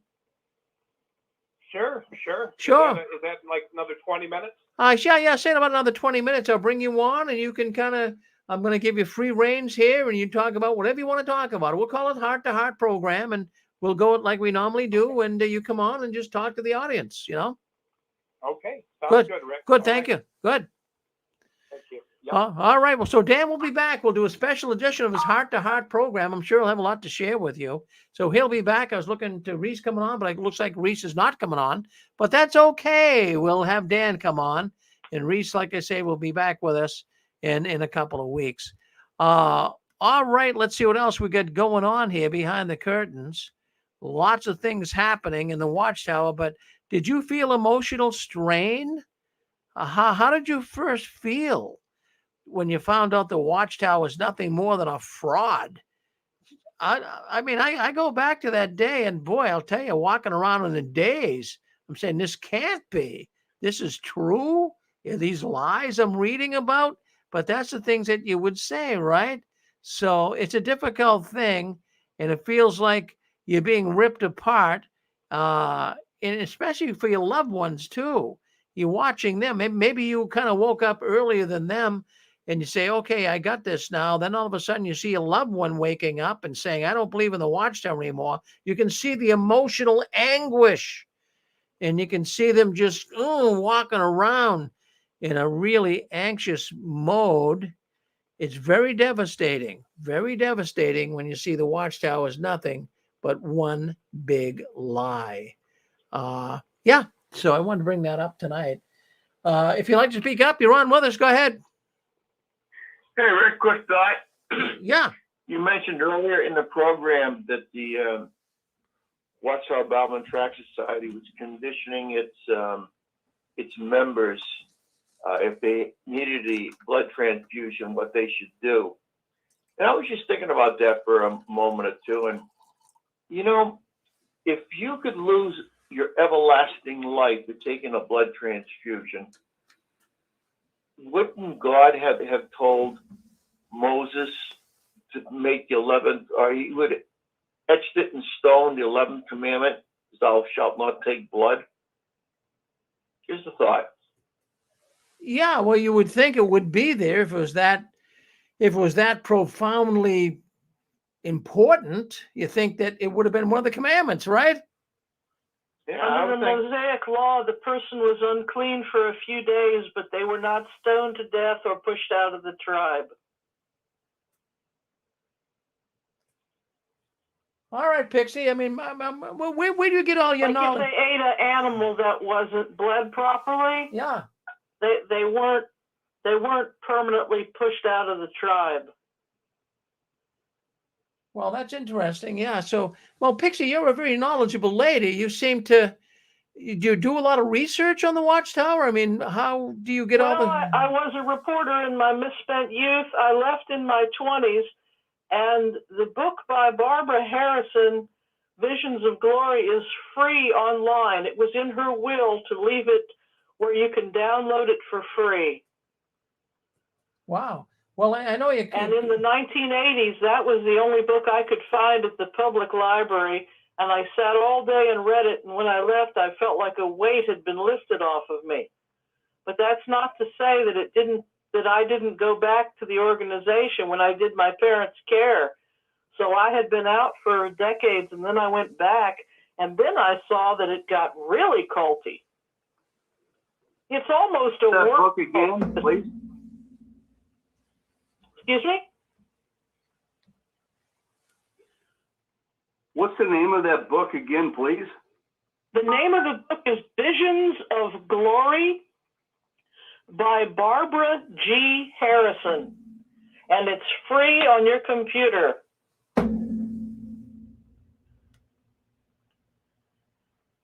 Okay, And thank there's you. so many authors now, but at the time, that was just the only one I could find. And it's a good book. She was in the writing department. Visions of Glory by Barbara Harrison. Well, very good. We'll make a note of that. Thank you, Pixie. Thank you very much. Well, let's see what else we got going on here behind the curtains. Well, we have got some of these. Rick? Yes.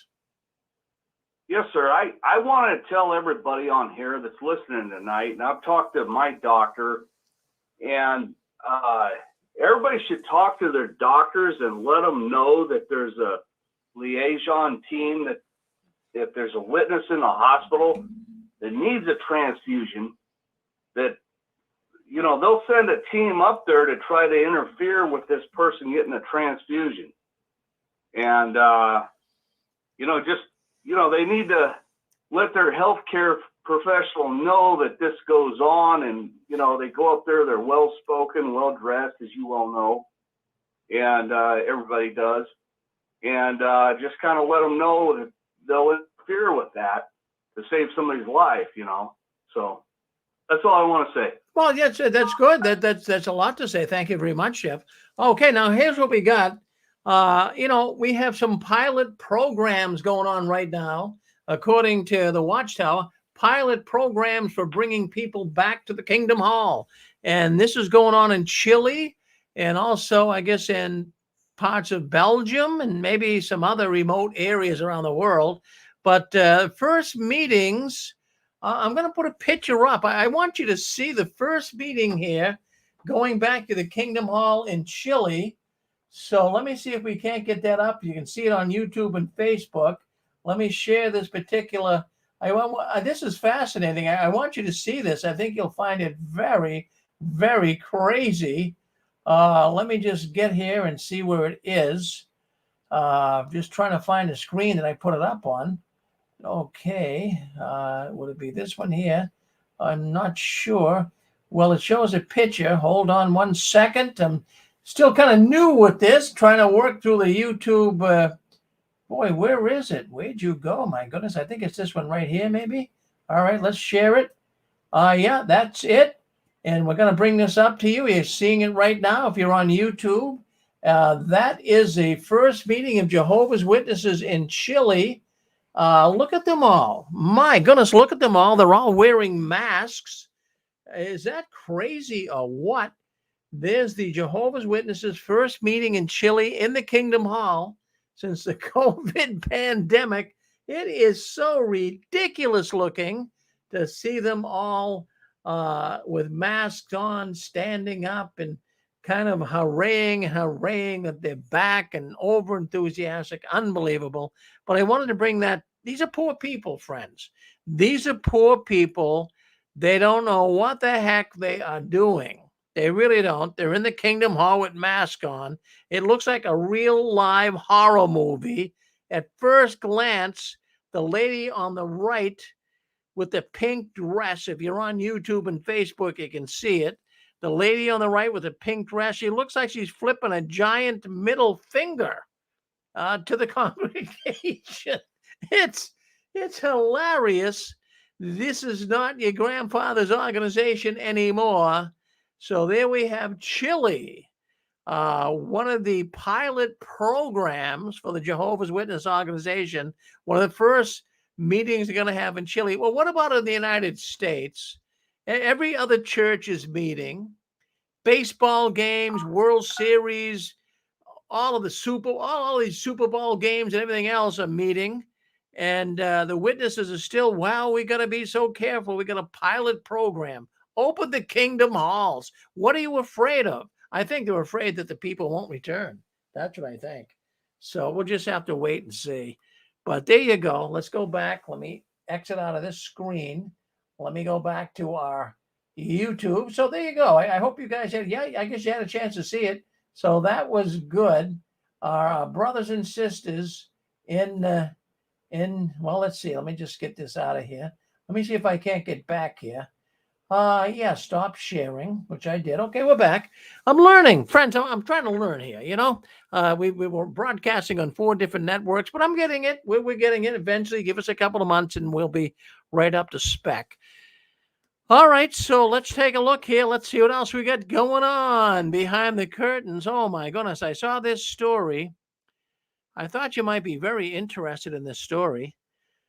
Is Watchtower paying some private contractors to build a mega media center in Ramapo? Oh, is that what's happening? Are they paying some contractors? Well, they're having a hard time. Evidently, the Watchtower Bible Tract Society, they're having a hard time getting people to come to work at Ramapo. And they're making the call, could you come and work with us, please? We need your help. We're putting together a video studio, and we need all these technical people that could help us. Could you come and do that? Well, the problem is there's not a lot of technically minded, educated witnesses that can do what they want. So now the Watchtower's in a real pickle. They're building this 2.1 million square foot development mega media center, and it's on 249 acres. It's huge. It's huge. There's going to be a production studio where they'll produce videos talking all about Jehovah's Witnesses and how wonderful they are. They're also going to have there's going to be all kinds of amenities there, residential buildings, amenities, including a fitness center. And the campus is expected to receive approximately 1,300 visitors per day. And I'll tell you what, this is a huge operation. And the Watchtower is reaching out for volunteers to come and work at the media center. But you know something? They're falling short. They're not getting the amount of people they were hoping for. So now they have to contract some of the trades out to worldly, I'm saying it right, worldly organizations to come and do the work for them. So that is something. The Watchtower, they never wanted you to go to school, right? They wanted you to just kind of lay back and be a pioneer. Don't bother up going to school. Armageddon's coming. Don't bother with it. So what you have is a lot of witnesses, and I'm not in any way showing my disdain toward them, but I am saying that a lot of these witnesses never went and got educated, never got even trade school, never even learned much about anything. So they had kind of menial jobs in life. So consequently, they're not engineers. They're not broadcasting engineers that can put all of this together to do the studio. So now the Watchtower's in trouble, and they're not really getting the people to come and the skilled workers they need. So I'll tell you what, we are seeing the Watchtower really in free fall.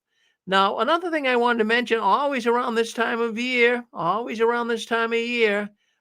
witnesses in the magazine, as well as on jw.org, they are looking for ways that you can donate. Around Christmas time, people get in the spirit of donating money and I want to do this and give this to that and whatever. But anyways, they always ask for money around this time of year, that they have a giving desk as it is. And now this is the first time ever. Listen what they're doing now. Listen what they're doing now. It's unbelievable. The Watchtower organization is now accepting donations in cryptocurrency. That's Bitcoin. So, if you have Bitcoin, you want to give them some Bitcoin, that's fine too. It's just absolutely crazy. Some of the things I see they're accepting for donations. They're actually accepting mineral rights. If you have a piece of land that has mineral rights on it, well, you could leave that to them. If you have a patent, if you have prepaid phone cards, the Watchtower is accepting all of this. So I find that very, very interesting that they're doing that. I find also that they must be in desperation. I mean, to be asking for all of this is kind of like in desperation, isn't it? Well, that's the way that I feel about it. And, I got thinking mineral rights. I got thinking about the Beverly Hillbillies. Remember the Beverly Hillbillies? Well, I was thinking, wow, what would happen? I mean, that's how the Beverly Hillbillies made a lot of money, because their land had mineral rights. So let's just, what I want to do is I want to let you know that they'll accept anything at all. They'll do.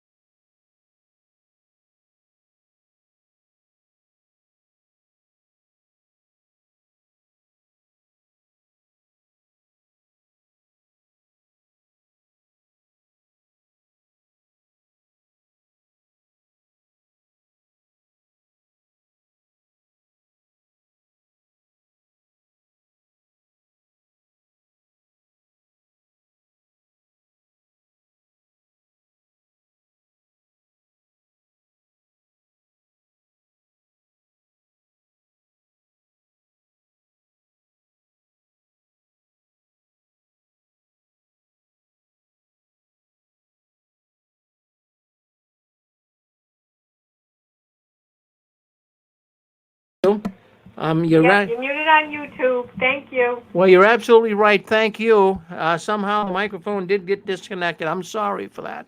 I'm sorry. Okay, so we're back. We're back on YouTube now. Sorry for. Bye-bye. Thank you very much. Okay, well, that was nice. You called and told us that. We were on 4 different networks. Sometimes things do get kind of disrupted here, but thank you. Thank you for letting us know that. Okay, so we're back on YouTube. All right. Well, let's see what we got going here. As we said, tomorrow, join us on 6 Screen Sunday. I want to give a shout out to all of the. People that. Just going to mute some people here. Want to give out a shout out to all the people that are activists in exposing the Watchtower. Lloyd Evans, Mike and Kim, JW Escape, Goat Like Personality, all of these people, Critical Thinker, all of these people, so many, I can't name them all, but I want to thank you all for wanting to speak out against the Watchtower. I really appreciate that. I mean, all of us together can make a big difference in really getting people around the world to know what's going on behind the curtains of the Watchtower. So I want to thank you for being with us tonight. We're now going to go to, we got Angela. Well, at least Dan. I'm not sure when Angela's coming on or not, but we do have Dan coming on, and we're looking forward to his program, Heart to Heart. Angela's here too. Well, Angela's there too. All right. So we'll give us a second. Just give us a second to go through with this, and then we will we'll get this up. Just a few things we're trying to get together here. So bear with us. Yeah, Reese didn't come on. I was looking forward to him coming on tonight, but he didn't make it. But we got Angela and Dan Clark. They're coming on next right here on the 6 Screens Telenetwork. If you're on YouTube, we're going to be disconnecting our YouTube channel. But if you're on YouTube and you'd like to listen in to Dan and Angela, look at the description bar, and then you'll be able to go to 6screensofthewatchtower.com, and that will bring you to the video suite or how you can listen into the program. So Facebook and YouTube is going to be disconnected here very, very shortly. So let's go to Heart to Heart. That's coming up next. And I want to thank all you guys for coming into JW World News tonight. And please, the last one, leaving the Watchtower, please turn off the new light. Thank you very much. Don't you ever give in, up or out, and keep waving that flag of victory. Heart to Heart up next, right here on the 6 Screens Telenetwork.